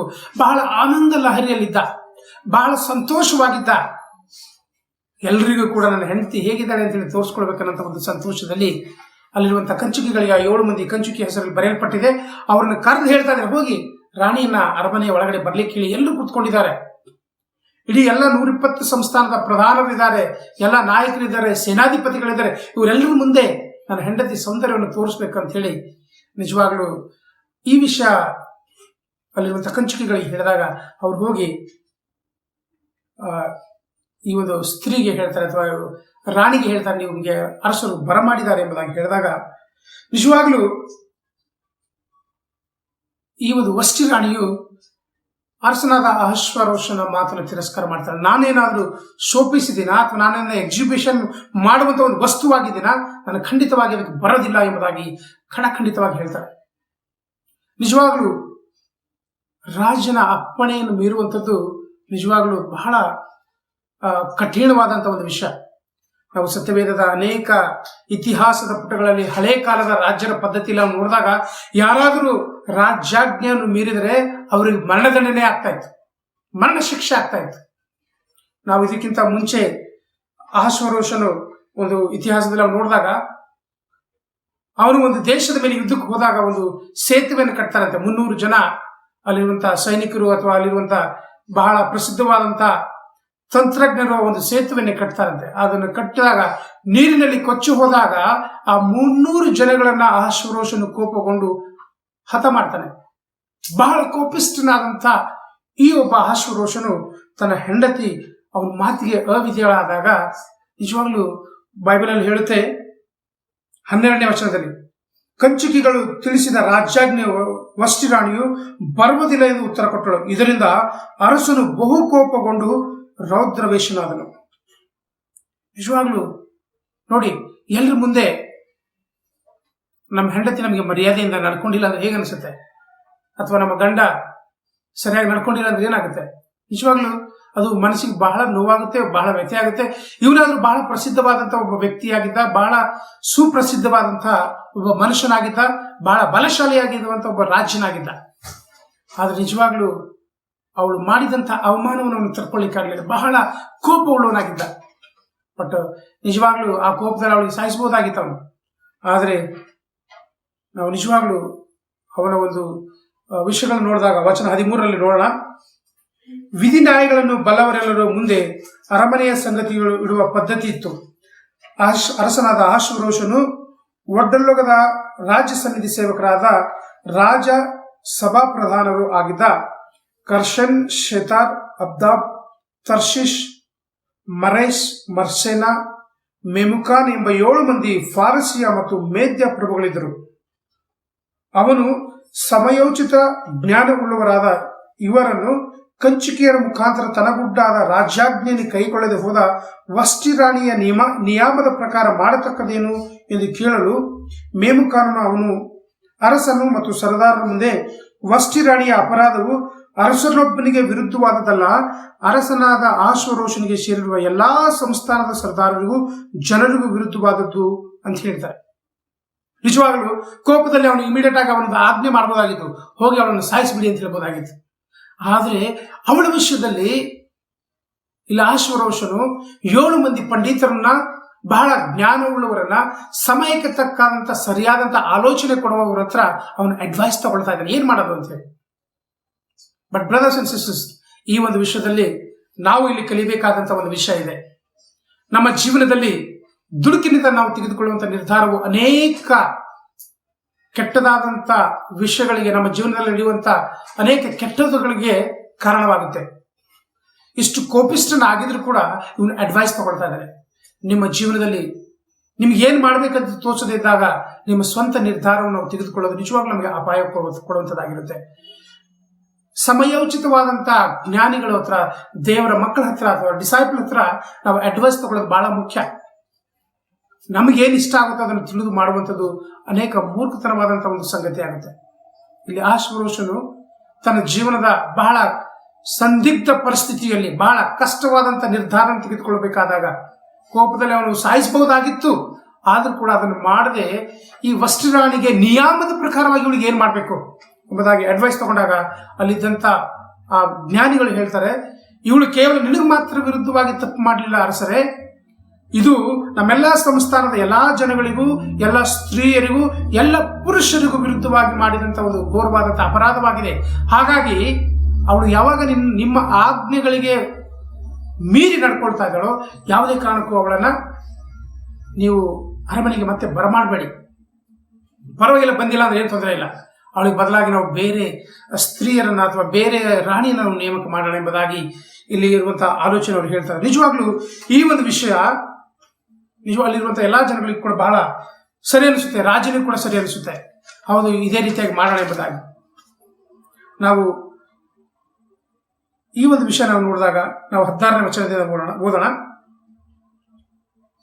17ನೇ ವಚನದಿಂದ, ರಾಣಿಯ ನಡತೆಯು ಎಲ್ಲಾ ಸ್ತ್ರೀಯರಿಗೂ ಗೊತ್ತಾಗಿ ಅವರು ತಮ್ಮ ಗಂಡಂದಿರನ್ನು ತಿರಸ್ಕರಿಸುವುದಕ್ಕೆ ಕಾರಣವಾಗುವರು. ಅರಸನಾದ ಆಶ್ವರೋಷನು ವಷ್ಟಿ ರಾಣಿಗೆ ಬರಬೇಕೆಂದು ಹೇಳಿ ಕಳಿಸಿದಾಗ ಆಕೆಯು ಹೋಗಲಿಲ್ಲವಲ್ಲ ಅನ್ನುವರು. ರಾಣಿಯ ಮಾತನ್ನು ಕೇಳಿದ ಫಾರಿಸಿಯ ಮತ್ತು ಮೇದ್ಯ ಕುಲೀನ ಸ್ತ್ರೀಯರು ಈ ಹೊತ್ತೆ ಅದನ್ನು ಅರಸನ ಎಲ್ಲಾ ಸರದಾರರಿಗೆ ಹೇಳುವರು. ಹೀಗೆ ಎಷ್ಟೋ ತಿರಸ್ಕಾರವೂ ಕೋಪವೂ ಉಂಟಾಗುವುದು. ಅರಸನು ಸಮ್ಮತಿಸುವುದಾದರೆ ವಷ್ಟಿಯು ತಿರುಗಿ ಆಶ್ವರೋಷ ರಾಜನ ಸನ್ನಿಧಿಗೆ ಬರಲೇಬಾರದೆಂಬ ರಾಜ್ಯಾಜ್ಞೆಯನ್ನು ಪ್ರಕಟವಾಗಿ ಅದು ಎಂದಿಗೂ ರದ್ದಾಗದ ಹಾಗೆ ಫಾರಸಿಯ ಮತ್ತು ಮೇದ್ಯ ಶಾಸನಗಳಲ್ಲಿ ಲಿಖಿತವಾಗಲಿ. ಅರಸನು ಆಕೆಯ ಪಟ್ಟವನ್ನು ಆಕೆಗಿಂತ ಉತ್ತಮಳಾದ ಇನ್ನೊಬ್ಬಾಕೆಗೆ ಕೊಡಲಿ. ಆ ರಾಜ್ಯ ನಿರ್ಣಯವು ಬಹುಳು ವಿಸ್ತಾರವಾದ, ಅವನ ರಾಜ್ಯವೆಲ್ಲ ಗೊತ್ತಾದ ಶ್ರೇಷ್ಠರು ಕನಿಷ್ಠರು ಆದ ಎಲ್ಲಾ ಸ್ತ್ರೀಯರು ತಮ್ಮ ಗಂಡಂದರಿಗೆ ಮಾನ ಸಲ್ಲಿಸುವರು ಅಂದಳು. ಈ ಮಾತು ಅರಸನಿಗೂ ಅವನ ಸರ್ದಾರರಿಗೂ ಒಳ್ಳೆಯದೆಂದು ಕಂಡು ಬಂದದ್ದರಿಂದ ಅರಸನು ಮೇಮುಕನ ಮಾತಿನಂತೆಯೇ ಮಾಡಿದನು. ಅವನು ಪ್ರತಿಯೊಂದು ಕುಲದಲ್ಲಿಯೂ ಪ್ರತಿಯೊಂದು ಕುಟುಂಬದಲ್ಲಿ ಪುರುಷನನ್ನು ಒಡೆಯನಾಗಿದ್ದು ಅವನ ಸ್ವಜನ ಭಾಷೆಯೇ ಉಪಯೋಗವಾಗಬೇಕೆಂಬುದಾಗಿಯೂ ಎಲ್ಲ ರಾಜ್ಯ ಸಂಸ್ಥಾನಗಳಲ್ಲಿ ಪತ್ರಗಳ ಮೂಲಕವಾಗಿ ಪ್ರಕಟಿಸಿದನು. ಈ ಪತ್ರಗಳು ಆಯಾ ಸಂಸ್ಥಾನಗಳಲ್ಲಿ ಬರಹಗಳಲ್ಲಿಯೂ ಆಯಾ ಜನಾಂಗಗಳ ಭಾಷೆಗಳಲ್ಲೂ ಬರೆಯಲ್ಪಟ್ಟಿತು. ನಿಜವಾಗ್ಲೂ ಈ ಒಂದು ಅಡ್ವೈಸ್, ಈ ಒಂದು ವಿಷಯ ರಾಜನಿಗೆ ಬಹಳ ಇಷ್ಟ ಆಯಿತು. ಹೌದು, ಇದ್ರ ಪ್ರಕಾರವಾಗಿ ನಾವು ಮಾಡೋಣ. ಇಲ್ಲಿ ಬಹಳ ಮುಖ್ಯವಾದಂತಹ ಒಂದು ವಿಷಯವನ್ನು ಅವರು ಹೇಳ್ತಾ ಇದ್ದಾರೆ. ನೋಡಿ, ಅರಸನಾದಂಥ ನಿಮ್ಮ ಮಾತಿಗೆ ಈ ಒಬ್ಬ ರಾಣಿಯು ಬೆಲೆ ಕೊಟ್ಟಿಲ್ಲ ಅಂತಂದ್ರೆ ನಮ್ಮನ್ನು ಪರಂಪರಿಸುವಂತ, ನಮ್ಮ ಕೆಳಗಡೆ ಇರುವಂತ ಜನಗಳ ಗತಿ ಏನಾಗುತ್ತೆ?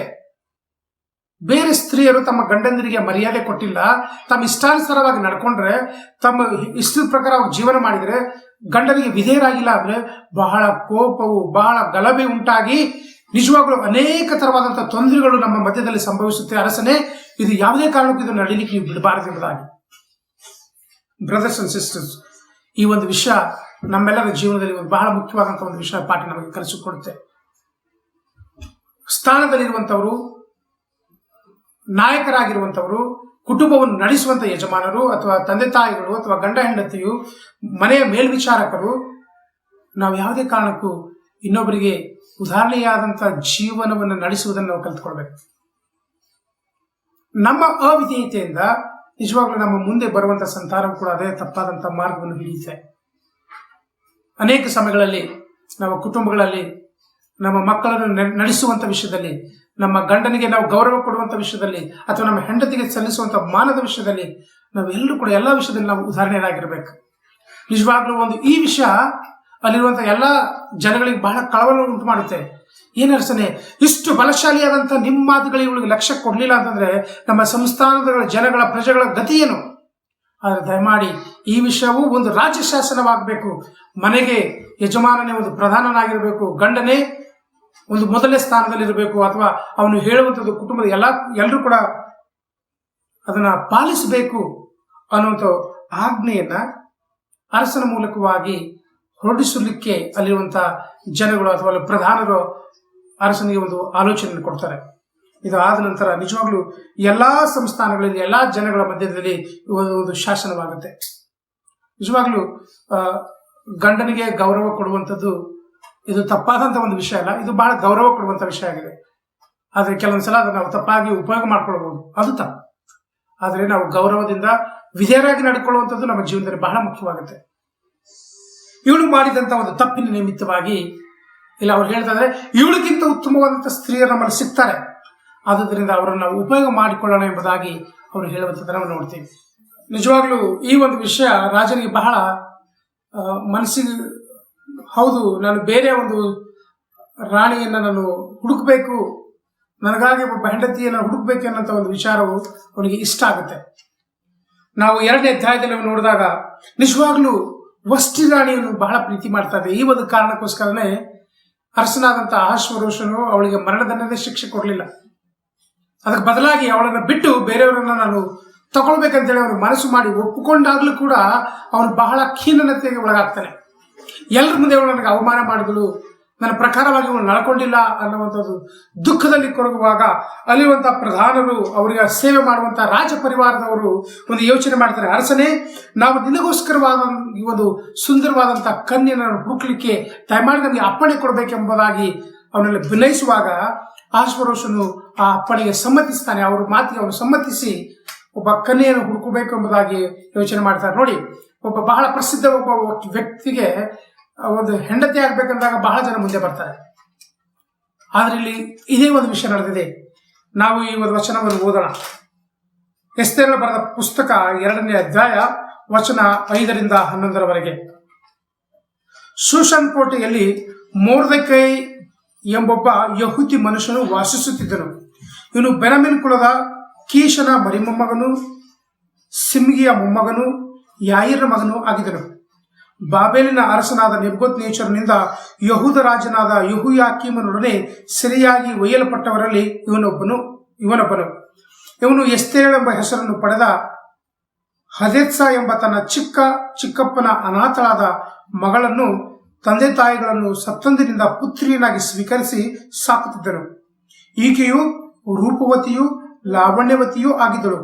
ಅರಸನ ನಿರ್ಣಯವು ಆಜ್ಞೆಯು ಪ್ರಕಟಿಸಲ್ಪಟ್ಟು ಕಾರಭಾರಿಗಳು ಅನೇಕ ಕನ್ಯೆಯರನ್ನು ಕೂಡಿಸಿ ಶೂಷನ್ ಕೋಟೆಯಲ್ಲಿ ಹಗಾಯ ವಶಕ್ಕೆ ಒಪ್ಪಿಸಿದಾಗ ಎಸ್ತೇರಳು ಅರಮನೆಗೆ ತರಲ್ಪಟ್ಟಳು. ಅಂತಃಪುರ ಪಾಲಕನಾದ ಹಗಾಯು ಪರಂಬರಿಕೆಯಲ್ಲಿದ್ದಳು. ಹಗಾಯು ಆಕೆಯನ್ನು ಮೆಚ್ಚಿ ತನ್ನ ದಯೆಗೆ ಪಾತ್ರಳಾದ ಆಕೆಗೋಸ್ಕರ ತನ್ನ ಲೇಪನ ದ್ರವವನ್ನು ಭೋಜನಾಂಶವನ್ನು ಆರಿಸಿದ 7 ಮಂದಿ ಸೇವಕರನ್ನು ಅರಮನೆಯಿಂದ ಬೇಗನೆ ಏರ್ಪಡಿಸಿ ಆಕೆಯ ಸೇವಕಿಯನ್ನು ಅಂತಃಪುರದಲ್ಲಿ ಉತ್ತಮ ಭಾಗದಲ್ಲಿ ಇರಿಸಿದರು. ಎಸ್ತೇರಳು ತಾನು ಇಂಥ ಜನಾಂಗದವಳು, ಇಂಥ ಕುಲದವಳು ಎಂಬುದನ್ನು ತೋರ್ಪಡಿಸಿಕೊಳ್ಳಲಿಲ್ಲ. ಮೊರ್ದೆಕೈಯು ಹೀಗೆ ಅಪ್ಪಣೆ ಕೊಟ್ಟಿದ್ದನು. ಅವನು ಆಕೆಯ ಈಗಿನ ಸ್ಥಿತಿಯನ್ನು ಮುಂದಿನ ಗತಿಯನ್ನು ವಿಚಾರಿಸುತ್ತಾ ಪ್ರತಿದಿನವೂ ಅಂತಃಪುರದಲ್ಲಿ ಪ್ರಾಂತ್ಯಕಾಲದ ಮುಂದೆ ತಿರುಗಾಡುತ್ತಿದ್ದನು ಎನ್ನುವಂಥದ್ದೇ. ರಾಜನಿಗೆ ಒಬ್ಬ ಸುಂದರವಾದಂತಹ ಸ್ತ್ರೀಯನ್ನು ಹುಡುಕಬೇಕು, ಒಬ್ಬ ಕನ್ಯೆಯನ್ನು ಹುಡುಕ್ಬೇಕಂತ ಹೇಳಿ ಅಲ್ಲಿ ರಾಜ್ಯ ಶಾಸನವು ಪ್ರಕಟವಾದಾಗ ಅಲ್ಲಿ ಅನೇಕ ಸ್ತ್ರೀಯರು ಶೂಷನ್ ಕೋಟೆಗೆ ಬರಮಾಡ್ಕೊಳ್ತಾರೆ. ಅನೇಕ ಸುಂದರವಾದಂತಹ ಸ್ತ್ರೀಯರು ಆ ಒಂದು ಕೋಟೆ ಒಳಗಡೆ ಬರ್ತಾರೆ. ಅಂಥ ಒಂದು ಸ್ಥಿತಿಯಲ್ಲಿ, ಅಂಥ ಒಂದು ಸಮಯದಲ್ಲಿಯೇ ಈ ಒಬ್ಬ ಮೊರ್ದೆಕೈ ಒಬ್ಬ ಯಹೂದಿ ಮನುಷ್ಯನ ವಿಷಯದಲ್ಲಿ ಬರೆಯಲ್ಪಟ್ಟಿದೆ. ಈ ಯಹೂದಿಯು ಕೂಡ ಬಾಬೇಲ್ ಅರಸರು ಅವರನ್ನ ಒಂದು ಗುಲಾಮರಾಗಿ ಒಬ್ಬ ಶರಣಾಗಿ ಬಂದಂತ ಒಬ್ಬ ವ್ಯಕ್ತಿಯಾಗಿರ್ತಾನೆ. ಇವನು ಯಹೂದ ಕುಲದವನಾಗಿರ್ತಾನೆ. ನಿಜವಾಗ್ಲೂ ಇವನು ಒಂದು ಎಸ್ತೇರಳು ಎಂಬ ಒಬ್ಬ ಸ್ತ್ರೀ ಹುಡುಗಿಯನ್ನು ಸಾಕೊಂಡಿರ್ತಾನೆ. ಇವನ ಚಿಕ್ಕಪ್ಪನ ಮಗಳು. ಅಂದ್ರೆ ಎಸ್ತೇರಳಿಗೆ ತಂದೆ ತಾಯಿಗಳಿರಲಿಲ್ಲ. ಅವಳು ಚಿಕ್ಕಂದಿನಿದ್ದಾಗಲೇ ಅವಳ ತಂದೆ ತಾಯಿಗಳು ಸತ್ತೋಗಿರ್ತಾರೆ. ಈ ಒಂದು ಕಾರಣದಿಂದ ಅವಳನ್ನು ಬಹಳ ಒಂದು ತನ್ನ ಮಗಳ ರೀತಿಯಲ್ಲಿ ಅವಳಿಗೆ ಜೋಪಾನ ಮಾಡಿ ಸಾಕಿ ಸಲುತ್ತಾ ಇರ್ತಾನೆ. ಗುಲಾಮನಾಗಿದ್ದಂಥವನು ಸರಿಯಾಗಿ ಒತ್ತೆಯಾಳ ಆಗಿರುವಂಥ ಈ ಒಬ್ಬ ವ್ಯಕ್ತಿಯು ಮೊರ್ದಕೈಯು ಈ ವಿಷಯ ಗೊತ್ತಾದಾಗ ಎಸ್ತೇರಳ ವಿಷಯದಲ್ಲಿ ಬರೆಯಲ್ಪಟ್ಟಿದೆ, ಅವಳು ಬಹಳ ಸೌಂದರ್ಯವುಳ್ಳವರು, ಬಹಳ ಲಾವಣ್ಯವುಳ್ಳವಳಾಗಿದ್ದಳು. ಈ ಒಂದು ಕಾರಣದಿಂದ ಅವಳು ಕೂಡ ಆ ಒಂದು ಇದರಲ್ಲಿ ಪಾರ್ಟಿಸಿಪೇಟ್ ಮಾಡ್ತಾಳೆ. ರಾಜನ ಒಂದು ಅಂತಃಪುರಕ್ಕೆ ಹೋಗ್ತಾರೆ. ಹಗಾಯಿ ಅನ್ನುವಂಥ ಒಬ್ಬ ಮೇಲ್ವಿಚಾರಕನ ಒಂದು ದೈಹಿಕ ಪಾತ್ರಗಳಾಗ್ತಾರೆ. ಇವಳು ಬಹಳ ಸರಿಯಾದಂಥ ಉತ್ತಮವಾದಂಥ ಸ್ತ್ರೀ ಆಗಿರೋದ್ರಿಂದ ಇಲ್ಲಿ ನಾವು ನೋಡ್ತೀವಿ ಅವಳಿಗೆ ಅವನ ದಯೆ ದೊರಕುತ್ತೆ. ಈ ಒಂದು ಕಾರಣದಿಂದ ಹೆಚ್ಚಿನ ವಿಶೇಷವಾದಂಥ ಒಂದು ಅಕ್ಕರೆಯಿಂದ ಹೆಚ್ಚಿನ ಕಾಳಜಿಯಿಂದ ಹಗಾಯಿಯು ಅವಳಿಗೆ ಸಹಾಯ ಮಾಡ್ತಾನೆ. ಈ ಒಂದು ಅಧ್ಯಾಯದಲ್ಲಿ ನೋಡಿದಾಗ ಇಡೀ ಸಂಸ್ಥಾನದ ಬಹಳ ಬಲಿಷ್ಠವಾದಂತಹ ಒಬ್ಬ ವ್ಯಕ್ತಿ ಈ ಅರಸನಾಗಿರ್ತಾನೆ. ಆಶ್ವರೋಷನು ಈ ಒಂದು ಕಥಾ ನಾಯಕನಾಗಿರ್ತಾನೆ. ಆದರೆ ನಿಜವಾಗ್ಲೂ ಸರ್ವಶಕ್ತನು ಈ ಕಥೆಯ ಹಿಂದಿನ ಬಹಳ ದೊಡ್ಡ ಒಂದು ಜವಾಬ್ದಾರಿಯನ್ನ ತಮ್ಮ ಕಾರ್ಯಗಳನ್ನು ಹೇಗೆ ಮಾಡ್ತಾರೆ ಅಂತ ಹೇಳಿ ನೋಡ್ತಾ ಇದ್ದೀವಿ. ಬ್ರದರ್ಸ್ ಅಂಡ್ ಸಿಸ್ಟರ್ಸ್, ಇದೆಲ್ಲ ಒಂದು ರೀತಿಯ ಕನಸಿನ ರೀತಿಯಲ್ಲಿದೆ. ಆದರೆ ಇದೆಲ್ಲ ನಡೆಯುವಂಥ ಘಟನೆಗಳು ನೋಡಿದಾಗ ಸುಮಾರು ಸಮಯ ಅಲ್ಲಿ ನಡೆದಿದೆ. 10 ತಿಂಗಳುಗಳ ಕಾಲ ಅವರಿಗೆ ಬ್ಯೂಟಿ ಟ್ರೀಟ್ಮೆಂಟ್ ಕೊಡ್ತಾರೆ. ಸೌಂದರ್ಯ ವರ್ಧಕ ಒಂದು ಲೇಪನಗಳನ್ನು ಹಚ್ಚಿ ಅವರಿಗೆ ಬಹಳ ವಿಶೇಷವಾದಂಥ ಸನ್ಮಾನಗಳು, ವಿಶೇಷವಾದಂಥ ಊಟಗಳನ್ನು, ವಿಶೇಷವಾದಂಥ ಲೇಪನಗಳನ್ನು ಹಚ್ಚಿ ರಾಜನಿಗೆ ಮದುವೆಯಾಗುವಂಥ ಒಂದು ಕನ್ಯೆಯರಾಗಿ ವಿಶೇಷವಾದಂಥ ರೀತಿಯಲ್ಲಿ ಅವರಿಗೆ ತಯಾರು ಮಾಡ್ತಾ ಇರ್ತಾರೆ. ಅಂಥದ್ರಲ್ಲಿ ಈ ಒಬ್ಬ ಎಸ್ತೇರಳು ಕೂಡ ಇದ್ಲು. ಮೋಸ್ಟ್ಲಿ ಇದು ಆ ಒಂದು ಕಾಲದಲ್ಲಿ ಬಹಳ ದೊಡ್ಡದಾದಂಥ ಒಂದು ಸಂಸ್ಥಾನ, ಬಹಳ ಪ್ರಬಲವಾದಂಥ ಒಂದು ಸಂಸ್ಥಾನವಾಗಿರುತ್ತೆ. 120 ದೇಶಗಳು, 120 ಸಂಸ್ಥಾನಗಳು ಆಕ್ಚುಲಿ ಆಳುವಂಥ ಈ ಅರಸನಿಗೆ ಒಬ್ಬ ಹೆಂಡತಿಯಾಗಿ ಇವಳು ಹೋಗುವಂಥದ್ದನ್ನ ಅಥವಾ ಅದಕ್ಕಾಗಿ ತಯಾರಿ ಮಾಡಿಕೊಳ್ಳೋದನ್ನು ನೋಡ್ತೀವಿ. ಈ ಮೊರ್ದಕೈ ಬಹಳ ಜಾಗೃತೆಯಿಂದ ಬಹಳ ಒಂದು ಕಾಳಜಿ ವಹಿಸಿ ಅವಳನ್ನು ಸಾಕ್ತಾ ಇರ್ತಾರೆ. ಈ ಒಂದು ಎಸ್ತೇರಳನ್ನ ಆ ಅರಮನೆಗೆ ಒಯ್ಯಲ್ಪಟ್ಟಾಗ ಪ್ರತಿದಿನ ಪ್ರಾಂತ್ಯ ಕಾಲದಲ್ಲಿ, ಸಾಯಂಕಾಲದಲ್ಲಿ, ಬೆಳಗಿನ ಸಮಯದಲ್ಲಿ ಆ ಒಂದು ಅರಮನೆ ಮುಂದೆ ಓಡಾಡ್ತಾ ಇರ್ತಾನೆ. ಅವಳಿಗೆ ಏನಾಗ್ತಾ ಇದೆ, ಏನಾಗ್ಬೋದು, ನಿಜವಾಗ್ಲೂ ಅವಳು ಬಹಳ ನಿರೀಕ್ಷೆಯಲ್ಲಿರ್ತಾನೆ. ಅವಳಿಗೆ ಏನಾದರೂ ಪ್ರತಿಯೊಂದು ವಿಷಯಗಳನ್ನು ಅವನು ಗಮನ ಕೊಟ್ಟು ನೋಡ್ತಾನೆ ಇರ್ತಾನೆ. ಹೀಗೆ ದೇವರು ಎಸ್ತೇರಳ ಜೀವನದಲ್ಲಿ ಮಾಡುವಂಥ ಒಂದು ಸಹಾಯವನ್ನು ನೋಡಿದಾಗ, ಹೇಗೆ ದೇವರು ಇವರನ್ನು ಉಪಯೋಗ ಮಾಡಿಕೊಳ್ಳುವಂಥ ವಿಧವನ್ನು ನೋಡಿದಾಗ ನಿಜವಾಗ್ಲೂ ಬಹಳ ಆಶ್ಚರ್ಯ ಆಗುತ್ತೆ. ಹೀಗೆ ದೇವರ ಯೋಜನೆಯ ರಕ್ಷಣೆ ಯೋಜನೆಯನ್ನ ಸೈತಾನನು ಅನೇಕ ರೀತಿಯಲ್ಲಿ ಮುರಿಲಿಕ್ಕೆ ಪ್ರಯತ್ನ ಮಾಡುವಂಥದ್ದನ್ನು ನಾವು ನೋಡ್ತೀವಿ. ಅಬ್ರಾಹ್ಮನ ಬಂದಂಥ ಸಂತಾನವನ್ನ ಸೈತಾನನು ಹೇಗಾದರೂ ಮಾಡಿ ದೇವರ ಯೋಜನೆಯನ್ನು ಸರ್ವನಾಶ ಮಾಡಬೇಕನ್ನೋದಕ್ಕೋಸ್ಕರವಾಗಿ ಅಸೇರ್ಯರನ್ನು, ಬಾಬಿಲೋನವರನ್ನು, ಪಾರಸಿಯರನ್ನು, ಹೀಗೆ ಅನೇಕರು ದೇವ ಜನಗಳನ್ನು ಹಗೆ ಮಾಡುವಂಥವರನ್ನ ಅವರ ಮುಂದೆ ಬಿಟ್ಟು ಅವರು ಹೇಗಾದರೂ ಮಾಡಿ ನಾಶ ಮಾಡಬೇಕಂತ ಒಂದು ಯೋಜನೆಯಲ್ಲಿ ಸೈತಾನನು ತನ್ನ ಕಾರ್ಯವನ್ನು ಮಾಡ್ತಾ ಇದ್ದ. ಆದರೆ ದೇವರು ತನ್ನ ರಕ್ಷಣೆಯನ್ನ ತನ್ನ ಮಕ್ಕಳಿಗೆ ಪ್ರೊಟೆಕ್ಟ್ ಮಾಡುವಂಥ ವಿಧವನ್ನು ನೋಡಿದಾಗ ದೇವರು ತನ್ನ ಮಕ್ಕಳನ್ನು ಯಾವ ರೀತಿಯಾಗಿ ಪ್ರೀತಿ ಮಾಡ್ತಾರೆ ಅನ್ನೋಂಥದ್ದನ್ನು ನೋಡ್ತೀವಿ. ಒಬ್ಬ ಗುಲಾಮರಾಗಿ ಬಂದು ಫಾರಸಿಯ ದೇಶದಲ್ಲಿದ್ದಂಥ ಎಸ್ತೇರಳು, ನಾವು ಮುಂದೆ ಅಧ್ಯಾಯದಲ್ಲಿ ನೋಡ್ತೀವಿ, ಮೊರ್ದಕೈ ಮೂಲಕವಾಗಿ ಪರಂಪರಿಕೆಯ ಒಳಗಾಗಿ ಹಗಾಯಿ ಅವಳಿಗೆ ಕನಿಕರವನ್ನು ತೋರಿಸಿ ವಸ್ತಿ ರಾಣಿಗೆ ಬದಲಾಗಿ ಎಸ್ತೇರಳು ಆ ದೇಶದ ಒಬ್ಬ ರಾಣಿಯಾಗಿ ಅಂಗೀಕೃತಳಾಗ್ತಾರೆ ಅಥವಾ ಅವಳಿಗೆ ಸ್ವೀಕಾರ ಮಾಡ್ತಾರೆ. ಬ್ರದರ್ಸ್ ಅಂಡ್ ಸಿಸ್ಟರ್ಸ್, ನಾವಿಲ್ಲಿ ನೋಡುವಂಥ ಮುಖ್ಯವಾದಂಥ ಒಂದು ವಿಷಯ, ದೇವರು ತನ್ನ ಕಾರ್ಯಗಳನ್ನು ಹೇಗೆ ಮಾಡ್ತಾರೆ. ದೇವರು ತನ್ನ ಶಕ್ತಿಯ ಮೂಲಕವಾಗಿ ಎಲ್ಲ ಭೂರಾಜರುಗಳನ್ನು ಕೂಡ ಉಪಯೋಗ ಮಾಡ್ಕೊಂಡಿದ್ದಾರೆ. ಇಲ್ಲಿ ಅಹಷ್ವೇರೋಷನನ್ನು ದೇವರು ಉಪಯೋಗ ಮಾಡ್ಕೊಂಡಿದ್ದಾರೆ. ಹೇಗೆ ತನ್ನ ಜ್ಞಾನದ ಮೂಲಕವಾಗಿ ದೇವರು ಹೇಗೆ ಅವರ ಹೃದಯಗಳಲ್ಲಿ ಹೋಗಿ ಅವರ ಮನಸ್ಸನ್ನು ಬದಲಾಯಿಸಿ ಹೇಗೆ ಸನ್ನಿವೇಶಗಳನ್ನು ಬದಲಾಯಿಸುವಂಥದ್ದನ್ನು ನಾವು ನೋಡ್ತೀವಿ. ಬ್ರದರ್ಸ್ ಅಂಡ್ ಸಿಸ್ಟರ್ಸ್, ದೇವರಿಗೆ ಅಸಾಧ್ಯವಾದಂಥದ್ದು ಯಾವುದು ಕೂಡ ಇಲ್ಲ. ನಮ್ಮ ಸನ್ನಿವೇಶಗನುಗುಣವಾಗಿ ಇವತ್ತು ನಾವು ಕಾಣುವಂಥದ್ರ ಮೇಲೆ ನಮ್ಮ ಜೀವನದ ನಿರ್ಧಾರಗಳನ್ನು ತೆಗೆದುಕೊಳ್ತೀವಿ. ಆದರೆ ಸರ್ವಶಕ್ತನಾದರೂ ನಮಗೆ ಕಣ್ಣಿಗೆ ಕಾಣದ ರೀತಿಯಲ್ಲಿ ನಮ್ಮ ಹಿಂದೆ ಅನೇಕ ಒಳ್ಳೆಯ ಕಾರ್ಯಗಳನ್ನು ಅವರು ಮಾಡ್ತಾ ಇದ್ದಾರೆ. ನಮ್ಮ ಜೀವನಕ್ಕೆ ಬೇಕಾದಂಥ ಅನೇಕ ವಿಷಯಗಳನ್ನು ನಮ್ಮ ಜೀವನದಲ್ಲಿ ಮಾಡ್ತಾ ಇದ್ದಾರೆ. ಅದೇ ರೀತಿ ಎಸ್ತೇರಳ ಜೀವನದಲ್ಲಿ ಮಾಡುವಂಥದ್ದನ್ನು ನಾವು ನೋಡ್ತೀವಿ. ಈ ಮೊರ್ದಕೈ ಅವಳಿಗೆ ಹೇಳ್ತಾ ಇದ್ದಾನೆ, ಯಾವುದೇ ಕಾರಣಕ್ಕೂ ನೀನು ಯಾವ ಜನಾಂಗದವಳು, ಯಾವ ಕುಲದವಳು ಎನ್ನುವಂಥ ಒಂದು ಸೀಕ್ರೆಟ್ ಅನ್ನ, ಒಂದು ಗುಟ್ಟನ್ನು ಯಾರ ಹತ್ರನೂ ಹೇಳಬಾರದು ಅನ್ನುವಂಥ ರೀತಿಯಲ್ಲಿ ಮೊರ್ದಕೈ ಹೇಳಿರ್ತಾರೆ. ಕಾರಣ ಮೇ ಬಿ ಅಲ್ಲಿರುವಂಥ ಯಹೂದ್ಯರಿಗೆ, ಅಲ್ಲಿ ಬೇರೆ ದೇಶದವರು, ಬೇರೆ ಜನಾಂಗದವರು ಬಹಳ ಹಗೆ ಮಾಡ್ತಾ ಇರ್ತಾರೆ. ನಾವು ಈ ಅಧ್ಯಾಯದಲ್ಲಿ ನೋಡಿದಾಗ ಮೊರ್ದಕೈ ಅಥವಾ ಅವನ ನಿಮಿತ್ತವಾಗಿ ಎಲ್ಲ ಯಹೂದ್ಯರಿಗೆ ಹಾಮಾನನ್ನು ಬಹಳ ಹಗೆ ಮಾಡುವಂಥದ್ದನ್ನು ನೋಡ್ತೀವಿ. ಕಾರಣ ಏನಂದ್ರೆ, ಅವರು ಸರ್ವಶಕ್ತನಾದ ದೇವರಿಗೆ ಬಿಟ್ಟು ಬೇರೆ ಯಾರಿಗೂ ಕೂಡ ಅವರು ಸಾಷ್ಟಾಂಗ ನಮಸ್ಕಾರ ಮಾಡೋದಿಲ್ಲ. ಈ ಜನಗಳು ಬಹಳ ವ್ಯತ್ಯಾಸವಾಗಿದ್ದಾರೆ, ಇವರು ನಿಜವಾಗ್ಲೂ ನಮ್ಮ ದೇವರು ನಿಜವಾದಂಥ ದೇವರು ಅಂತೇಳಿ ಜೀವನ ಮಾಡ್ತಾ ಇದ್ದಾರೆ ಅಂತೇಳಿ ಅಲ್ಲಿರುವಂಥ ಅನೇಕ ಜನಾಂಗಗಳಿಗೆ ಹಗೆತನ ಬರುತ್ತೆ.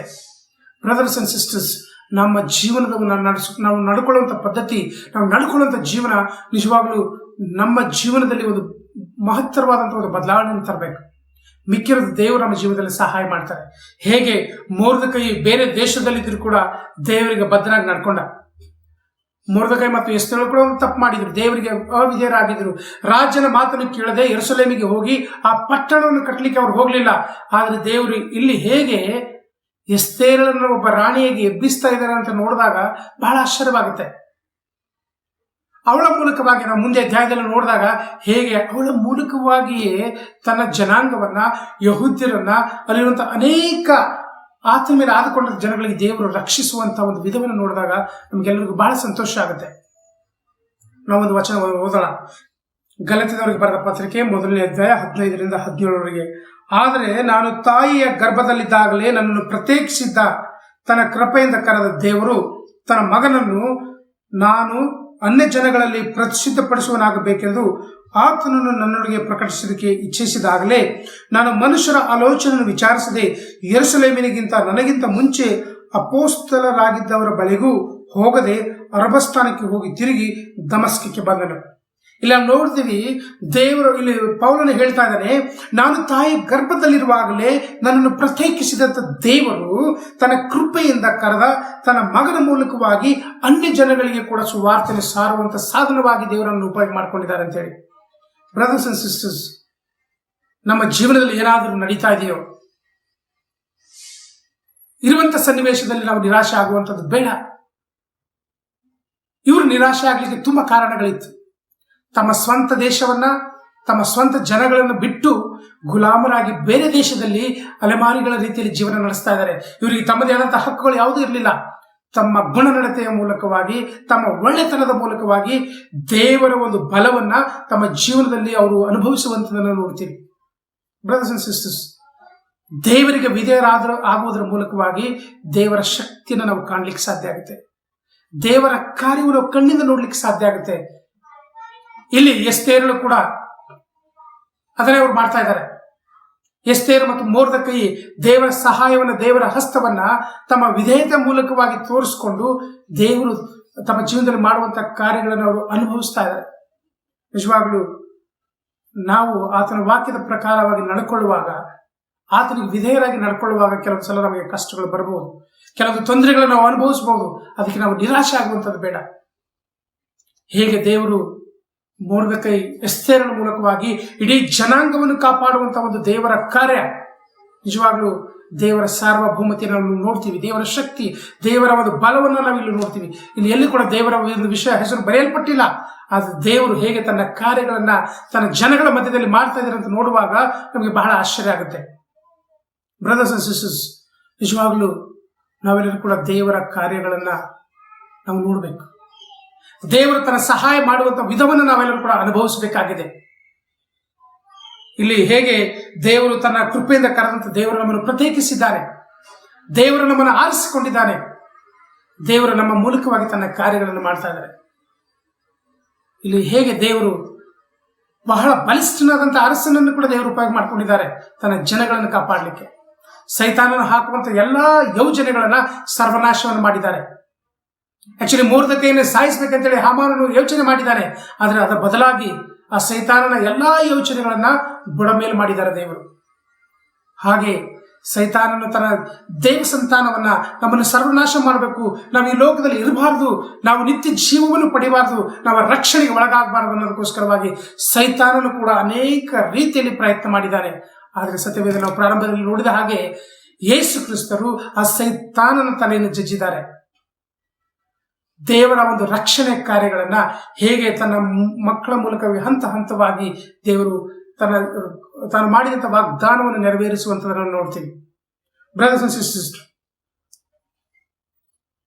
ಕೆಲವು ಅಧಿಕಾರಿಗಳು, ಕೆಲವು ಅರಸರುಗಳು ತಮಗಿರುವಂತಹ ಒಂದು ವಿಷಯಗಳನ್ನ ಆ ಒಂದು ಪ್ರದೇಶಕ್ಕೆ ಮಾತ್ರ ಸೀಮಿತವಾಗಿಟ್ಕೊಳ್ತಾರೆ. ಆದರೆ ದೇವರು ತನ್ನ ಕಾರ್ಯವಾದರೂ ಇಡೀ ಸರ್ವವ್ಯಾಪಿ, ಇಡೀ ಸೃಷ್ಟಿಯ ಮೇಲೆ ತನ್ನ ಅಧಿಕಾರವನ್ನು ಚಲಾಯಿಸುವಂತವರಾಗಿದ್ದಾರೆ. ಈ ಅರಸನಾದರೂ ಕೇವಲ ಈ ಒಂದು ಕಥೆಯಲ್ಲಿ ನಾಯಕನಾಗಿದ್ದಾನೆ. ಆದರೆ ಈ ಕಥೆ ಹಿಂದಿನ ಮುಖ್ಯವಾದಂತಹ ನಾಯಕರು ಯೇಸು ಕ್ರಿಸ್ತರಾಗಿದ್ದಾರೆ. ಬ್ರದರ್ಸ್ ಅಂಡ್ ಸಿಸ್ಟರ್ಸ್, ನಾವೆಲ್ಲರೂ ಕೂಡ ನಿರೀಕ್ಷೆಯಿಂದ ಇರುವಂಥದ್ದು ಬಹಳ ಮುಖ್ಯವಾಗಿದೆ. ದೇವರಿಗೆ ಒಳಪಡುವಂಥದ್ದು ಬಹಳ ಮುಖ್ಯವಾಗಿದೆ. ದೇವರ ವಾಕ್ಯದಲ್ಲಿ ಹೇಳಿದ ಹಾಗೆ ದೇವರಿಗೆ ಒಳಗಾಗ್ರಿ, ಆವಾಗ ಸೈತಾನ ನಮ್ಮನ್ನು ಬಿಟ್ಟು ಓಡಿ ಹೋಗ್ತಾನೆ. ನಿಜವಾಗ್ಲೂ ಯಾವಾಗ ನಾವು ದೇವರಿಗೆ ಒಳಗಾಗ್ತೀವೋ ನಮ್ಮಲ್ಲಿರುವಂತಹ ಎಲ್ಲಾ ಅಡೆತಡೆಗಳು ಹೋಗುತ್ತೆ. ನಮಗೆ ಯಾವುದು ಕಷ್ಟ ಅನಿಸುತ್ತೋ ಅದೆಲ್ಲವೂ ಕೂಡ ನಮ್ಮನ್ನು ಬಿಟ್ಟು ಹೋಗುತ್ತೆ. ಯಾಕಂದ್ರೆ ನಮ್ಮ ಜೀವನವು ಪರಿಪೂರ್ಣವಾಗಿ ದೇವರ ಮೇಲೆ ಅವಲಂಬಿತವಾಗಿರುತ್ತೆ. ಈ ಒಂದು ಸಮಯದಲ್ಲಿ ನಾವೆಲ್ಲರೂ ಕೂಡ ಯೋಚನೆ ಮಾಡೋಣ, ದೇವರು ತನ್ನ ಕಾರ್ಯಗಳನ್ನು ಹೇಗೆ ಮಾಡ್ತಾ ಇದ್ದಾರೆ, ದೇವರು ತನ್ನ ಶಕ್ತಿ ನಮ್ಮ ಜೀವನದಲ್ಲಿ ಹೇಗೆ ಮಾಡಿದ್ದಾರೆ. ಯೋಚನೆ ಮಾಡ್ಕೊಳ್ಳಿ, ನಮ್ಮ ಜೀವನಗಳು ಹೇಗಿತ್ತು. ಇವತ್ತು ನಾವು ನಿಂತ್ಕೊಂಡು ನೋಡಿದಾಗ ನಮ್ಮದೇ ಆದಂತಹ ಒಂದು ಕಥೆಗಳು ನಾವು ಬರೀಬಹುದು. ಕಾರಣ ಏನಂತಂದ್ರೆ ದೇವರು ತನ್ನ ಶಕ್ತಿಯನ್ನ, ತನ್ನ ಕಾರ್ಯಗಳನ್ನು ನಮ್ಮ ಜೀವನದಲ್ಲಿ ಮಾಡಿದ್ದಾರೆ. ಹೀಗೆ ದೇವರು ಅನೇಕ ಒಳ್ಳೆ ವಿಷಯಗಳನ್ನು ನಮ್ಮ ಲೈಫಲ್ಲಿ ನಾವು ದೇವರು ಮಾಡಿದ್ದಾರೆ. ಈ ಒಂದು ಸಮಯದಲ್ಲಿ ನಾವು ಕರ್ತನ ಭೋಜನದಲ್ಲಿ ಪಾಲ್ಗೊಳ್ಳುವಾಗ ನಾವೆಲ್ಲರೂ ಕೂಡ ನಮ್ಮನ್ನು ನಾವು ಪರೀಕ್ಷಿಸಿಕೊಳ್ಳೋಣ. ನಮ್ಮನ್ನು ನಾವು ಆ ಶಿಲುಬೆ ಮೇಲೆ ಕೇಂದ್ರೀಕರಿಸೋಣ.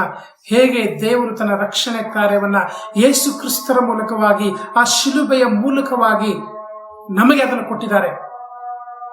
ಯಾವುದೇ ಪ್ರಯೋಜನಕ್ಕೆ ಬಾರದಂತ ನಮಗೆ, ಅಥವಾ ಯಾವುದೇ ಒಂದು ದೇವರೊಟ್ಟಿಗೆ ಸಂಧಾನವನ್ನು ಇಟ್ಕೊಳ್ಳಿಕ್ಕೆ ನಮ್ಗೆ ಯಾವುದೇ ತರವಾದಂಥ ಯೋಚನೆಗಳು ಇರಲಿಲ್ಲ, ಅಥವಾ ಯಾವುದೇ ಯೋಗ್ಯತೆ ನಮ್ಮಲ್ಲಿ ಇರಲಿಲ್ಲ. ಆದರೆ ದೇವರು ತನ್ನ ಪವಿತ್ರಾತ್ಮನ ಮೂಲಕವಾಗಿ, ಯೇಸು ಕ್ರಿಸ್ತರ ತಮ್ಮ ಶಿಲುಬೆಯ ಮರಣದ ಮೂಲಕವಾಗಿ ನಮಗೆ ಆ ಒಂದು ಜಯವನ್ನು ಕೊಟ್ಟಿದ್ದಾರೆ. ಈ ಒಂದು ಸಮಯದಲ್ಲಿ ಆತನ ದೇಹಕ್ಕೆ ಸಾದೃಶ್ಯವಾಗಿರುವಂತಹ ರೊಟ್ಟಿಯನ್ನ ಮತ್ತು ಆತನ ರಕ್ತಕ್ಕೆ ಸಾದೃಶ್ಯವಾಗಿರುವಂತಹ ದ್ರಾಕ್ಷಾರಸ ತೆಗೆದುಕೊಳ್ಳುವಾಗ ನಮ್ಮನ್ನು ನಾವು ಪರೀಕ್ಷಿಸಿಕೊಂಡವರಾಗಿ ಇದರಲ್ಲಿ ಭಾಗವಹಿಸೋಣ. ರೊಟ್ಟಿ ಮತ್ತು ದ್ರಾಕ್ಷಾರಸಕ್ಕೋಸ್ಕರವಾಗಿ ಪ್ರಾರ್ಥಿಸೋಣ. ಭೂಮಿ ಆಕಾಶಗಳ ಒಡೆಯನೇ, ಸರ್ವಶಕ್ತನೇ, ಪರಲೋಕದ ತಂದೆಯಾದಂಥ ದೇವರೇ, ಅಪ್ಪ, ನಿಮ್ಮ ಪರಿಶುದ್ಧವಾದಂಥ ನಾಮಕ್ಕೆ ಸ್ತೋತ್ರವಾಗಲಿ. ನೀವು ನಮ್ಮ ಜೀವನದಲ್ಲಿ ಮಾಡಿರುವಂತಹ ಎಲ್ಲಾ ಸಹಾಯಗಳಿಗಾಗಿ, ನೀನು ನಮ್ಮ ಜೀವನದಲ್ಲಿ ಮಾಡಿರುವಂತಹ ಎಲ್ಲಾ ಮೇಲುಗಳಿಗಾಗಿ ಸ್ತೋತ್ರಗಳು ಕರ್ತನೆ. ನಿಮ್ಮ ಸಾರ್ವಭೌಮತೆಯನ್ನ ತಂದೆ ನಮ್ಮ ಜೀವನದಲ್ಲಿ ನೆರವೇರಿಸಿದ್ರಿ ಕರ್ತನೆ. ನಿಮ್ಮ ಸಹಾಯದ ಮೂಲಕವಾಗಿ, ನಿಮ್ಮ ಶಿಲುಬೆಯ ಮರಣದ ಮೂಲಕವಾಗಿ ನಮಗೆ ರಕ್ಷಣೆಯನ್ನ ನೀವು ಅನುಗ್ರಹ ಮಾಡಿದ್ದೀರಿ. ಸ್ತೋತ್ರ. ಶಿಲುಬೆ ಮೇಲೆ ಪಟ್ಟಂತ ಆ ಒಂದು ವೇದನೆಗಾಗಿ ಸ್ತೋತ್ರಗಳು ಕರ್ತನೆ. ನಿಮ್ಮ ಬಾಸುಂದಿಗಳಿಂದ ನಮಗೆ ಗುಣವಾಯಿತು. ನಾವು ಸೂಕ್ಷ್ಮವಾಗಿರಬೇಕನ್ನೋದಕ್ಕೋಸ್ಕರವಾಗಿ ನೀವು ಎಲ್ಲಾ ತರವಾದಂತಹ ಅವಮಾನಗಳನ್ನು ನೀವು ಸಹಿಸಿಕೊಂಡಿದ್ದಿ. ನಿಮಗೆ ಬಹಳ ಸ್ತೋತ್ರಗಳು ಹೇಳ್ತೀವಿ ಸ್ವಾಮಿ. ಸರ್ವಶಕ್ತನಾದಂಥ ದೇವರೇ, ನೀವು ನಮ್ಮ ಜೀವನದಲ್ಲಿ ಮಾಡಿರುವಂತಹ ಎಲ್ಲ ಉಪಕಾರಗಳಿಗಾಗಿ, ಎಲ್ಲ ವಿಷಯಗಳಿಗಾಗಿ ಸ್ತೋತ್ರವನ್ನು ಹೇಳ್ತೀನಿ. ವಿಶೇಷವಾಗಿ ಕರ್ತನೆ, ಈ ಒಂದು ಸಮಯದಲ್ಲಿ ನಾವು ರೊಟ್ಟಿ ಮತ್ತು ದ್ರಾಕ್ಷಿ ತೆಗೆದುಕೊಳ್ಳುವಾಗ ನಾವು ಕೃತಜ್ಞತಾ ಭಾವದಿಂದ ಇರಲಿಕ್ಕಾಗುತ್ತೆ. ನೀವೇ ನಮ್ಮನ್ನು ಉಪಯೋಗ ಮಾಡಿಕೊಳ್ಬೇಕಂತ ಬೇಡುತ್ತಾ ಪ್ರಾರ್ಥನೆಯನ್ನ ಯೇಸು ಕ್ರಿಸ್ತ ದಿವ್ಯ ನಾಮದಲ್ಲಿ ಬೇಡಿದ್ದೀವಿ, ಪರಲೋಕದ ಜೀವನ ತಂದೆಯೇ, ಆಮೇಲೆ.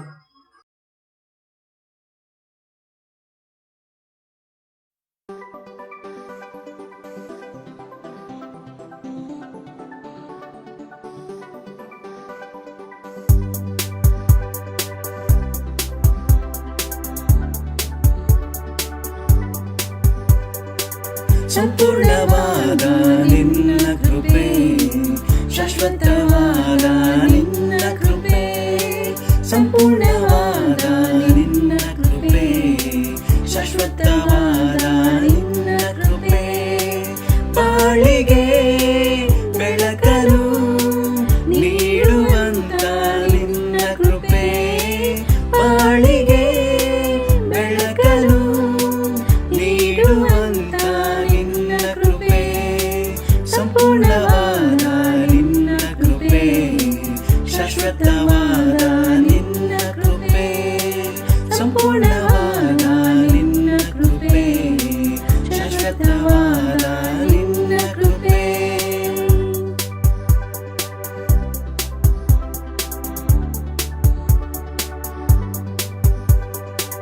ಪಾಪಿಗೆ ಬಿಡುಗಡೆ ನೀಡಿದಂತ ನಿನ್ನ ಕೃಪೆ, ಪರಲೋಕದ ಭಾಗ್ಯವ ದಯಪಾಲಿಸಿದ ನಿನ್ನ ಕೃಪೆ, ಪಾಪಿಗೆ ಬಿಡುಗಡೆ ನೀಡಿದಂತ ನಿನ್ನ ಕೃಪೆ, ಪರಲೋಕದ ಭಾಗ್ಯವ ದಯಪಾಲಿಸಿದ ನಿನ್ನ ಕೃಪೆ, ಆತ್ಮದೇವನೇ ನಿನ್ನ ಕೃಪೆ, ಆರಾಧ್ಯ ದೇವನೇ ನಿನ್ನ ಕೃಪೆ, ಆತ್ಮದೇವನೇ ನಿನ್ನ ಕೃಪೆ,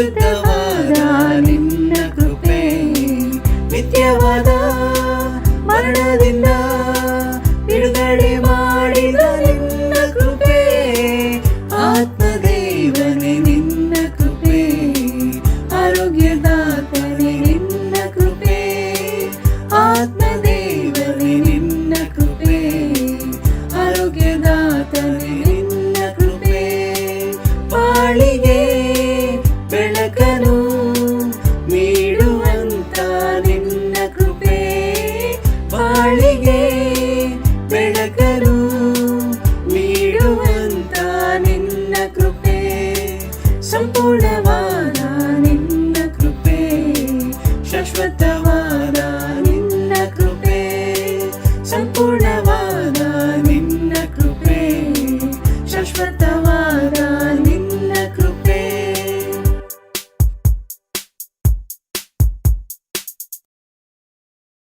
ತುಂಬಾ ಸಂತೋಷ ಆಗುತ್ತೆ ಸಹೋದರ ಸಹೋದರಿಯರೇ. ಒಂದು ಸಮಯದಲ್ಲಿ ಸಾಮ್ಯುಯೇಲನ ಒಂದು ಅದ್ಭುತವಾದ ಒಂದು ಸಂದೇಶವನ್ನು ನಮ್ಮೆಲ್ಲರಿಗಾಗಿ ಕೊಟ್ಟಿದ್ದಾರೆ. ಅವ್ರನ್ನ ನಾವು ಚಪ್ಪಾಳೆಯೊಂದಿಗೆ ನಾವು ಅಭಿನಂದಿಸೋಣ. ನಾನು ಕೂಡ ವಿಶ್ವಾಸಿಸ್ತೀನಿ, ನೀವೆಲ್ಲರೂ ಕೂಡ ದೇವರ ವಾಕ್ಯದಿಂದ ಕೆಲವೊಂದು ವಿಷಯಗಳನ್ನು ನೀವು ಕಲ್ತಿದ್ದೀರಿ ಅಂತೇಳಿ ನಾನು ವಿಶ್ವಾಸಿಸ್ತೀನಿ. ಒಂದು ಸಮಯದಲ್ಲಿ ಅದನ್ನ ನಾವು ನಮ್ಮ ಒಂದು ಹೃದಯದಲ್ಲಿ ಅಳವಡಿಸಿಕೊಳ್ಳೋಣ, ಮತ್ತೆ ವಾಕ್ಯಕ್ಕನುಸಾರವಾಗಿ ನಾವು ನಡೆಯೋಣ. ಪ್ರೀತಿಯ ಸಹೋದರರೇ ಮತ್ತು ಸಹೋದರಿಯರೇ, ಕೆಲವು ಪ್ರಕಟಣೆಗಳಿವೆ, ದಯವಿಟ್ಟು ಗಮನಿಸಿ. ಪ್ರತಿ ಭಾನುವಾರ ನಮ್ಮ ನಿಯಮಿತ ಇಂಗ್ಲಿಷ್, ಕನ್ನಡ, ತಮಿಳು ಭಾಷೆಗಳಲ್ಲಿ ಬೆಳಗ್ಗೆ 9:30ಕ್ಕೆ ಆನ್ಲೈನ್ ಮತ್ತು ಯೂಟ್ಯೂಬ್ ಲಿಂಕ್ಗಳ ಮೂಲಕ ಸಭೆ ನಡೆಸಲಾಗುತ್ತದೆ. KKC ಟೀಚರ್ಸ್ ಟ್ರೈನಿಂಗ್ ಅನ್ನು ಅಕ್ಟೋಬರ್ 4ನೇ ತಾರೀಕು ಏರ್ಪಡಿಸಲಾಗಿದೆ. ಇದು ಸಾಯಂಕಾಲ 4ರಿಂದ 6 ಗಂಟೆಗೆ ಇಡಲಾಗಿದೆ. Good morning, everyone. My name is Philip. I'm here to announce about the new curriculum for the KKC Preteens and the Teens Ministry. This new curriculum is called Faith Weaver Now, Weaving Faith into Today's Families. About this Faith Weaver curriculum, it has 3 ministry elements put together to create a lasting impact on the children. It is to explore the Bible in 3 years, new teaching experience methods. Thirdly, it is to empower family conversation by synchronizing all age levels in the families. Faith Weaver Now is a quarterly age-graded curriculum for children of KKC up to the teens ministry. The 3-year scope and sequence cover the Bible from Genesis to Revelation. Each quarter goes through 13 sequential Bible events, so families get a snapshot of the Bible timelines. So this covers all the age groups of the KKC children, the preteens children, and the teens children as well. This curriculum has teacher's guide and a student guide. So the teacher's guide will help the teachers to prepare the lesson week on week, and the student guide will help the children to interact with the families during the midweek using the lesson which they have learned during the Sunday or during their preteens or the teens classes. This is a special invitation which is circulated to all the disciples. It is basically to train all of us to be equipped with the new curriculum, which is the Faith Weaver Now. So please mark your calendars, keep your time available on Sunday, 4th October between 4 p.m. and 6 p.m. Now, who should attend this training? All disciples who had been part of the KKC, preteens, and the teens ministry can attend this training. Also, those who are serving currently, also those who are interested in serving in the future. So I would encourage all the disciples to be available during this time so you could learn about this new curriculum. Also, this could help you to work closer with the children in the ministry as well as in your own families. What will this training cover?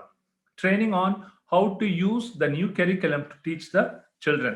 So please block your calendar for this training. Sunday, 4th October 2020 between 4 p.m. to 6 p.m. Thank you. ಪೋಷಕರ ವಿಶೇಷವಾದ ಒಂದು ಕೂಟವನ್ನು October 10ನೇ ತಾರೀಕು ಸಾಯಂಕಾಲ 7:30ಕ್ಕೆ ಏರ್ಪಡಿಸಲಾಗಿದೆ.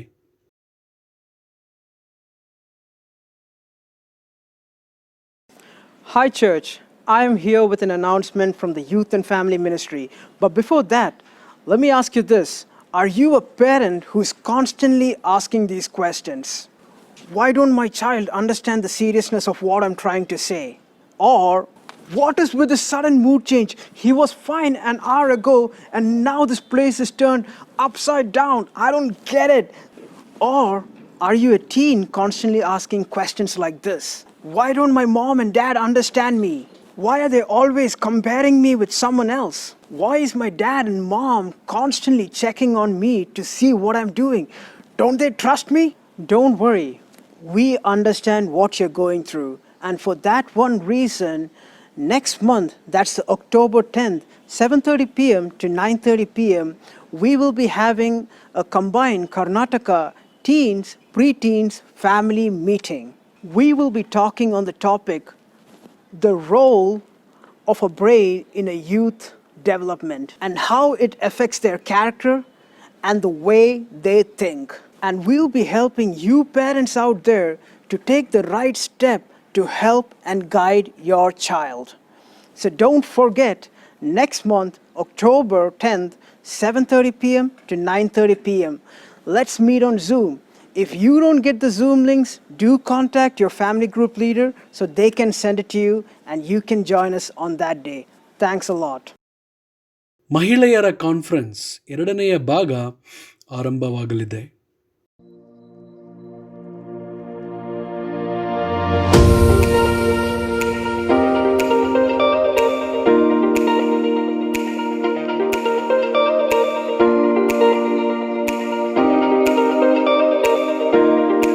Hello, here in South Asia we started an initiative titled Women of Worth, and we had our first virtual conference in August titled WOW 2020. Sisters from across India and countries in South Asia joined us for amazing lessons by Robin Wedner, Sanya Masalamani and Jasmine Pichumuthu. We were able to pour our hearts out and build great memories together during the fun and fellowship and soup and security sessions. Here are a few snippets of what the sisters got out of the conference.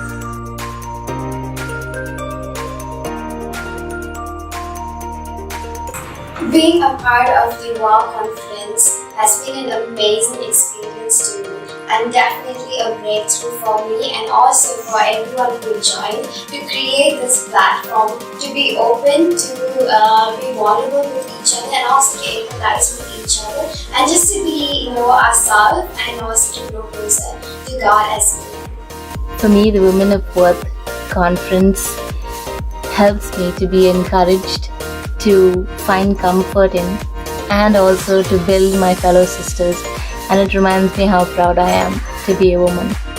The WOW conference helped me to understand how important it is for us women to encourage each other, because that's something we need, and also just have fun together and do the things that we like together. The WOW conference helped me realize so many things. It helped me understand how complex and worthy I am. It helped me realize it's okay to be uncomfortable, and it taught me what the meaning of true empathy is. It gave me a safe place with a lot of others and also helped me become a better version of myself. The WOW conference has helped me to build my trust and security in God, and I'm really inspired and encouraged by the faith of other disciples from all around the world. Love from Malaysia. WOW to me was an amazing venture, which was a great testimony of the young women in the church rising up to see visions that God has put on their heart. It was so amazing to see them seeing dreams and seeing visions for how they want to impact the kingdom of God.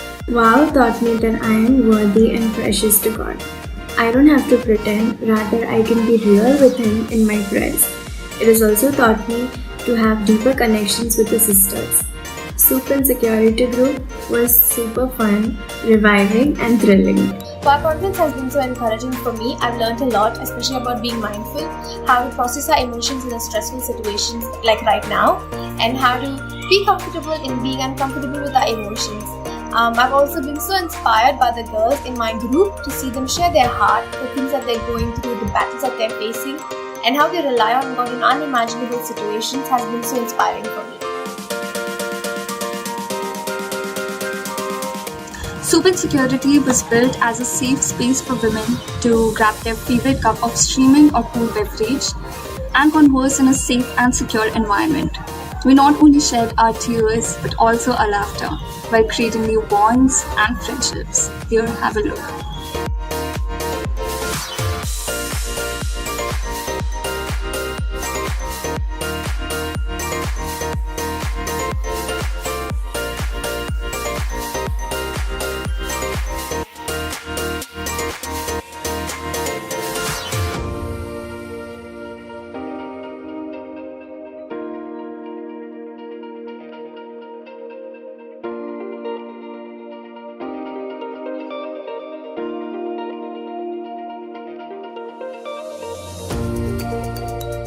So the Fun and Fellowship, or the FF session as we called it, that was built to create a space for women to appreciate and celebrate individuality. So by bringing together the things that give them joy, it could give them a chance to connect, share and bond with people with similar interests.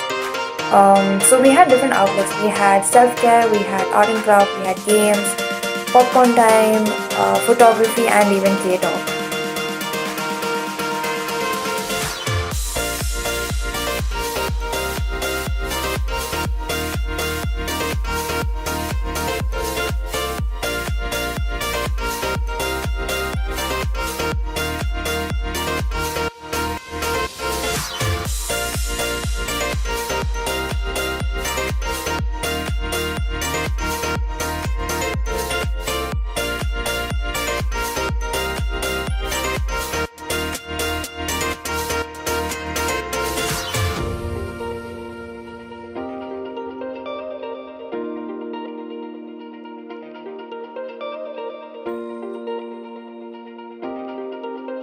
We are the Women of Worth. Join us on Instagram, Facebook and YouTube. See you there.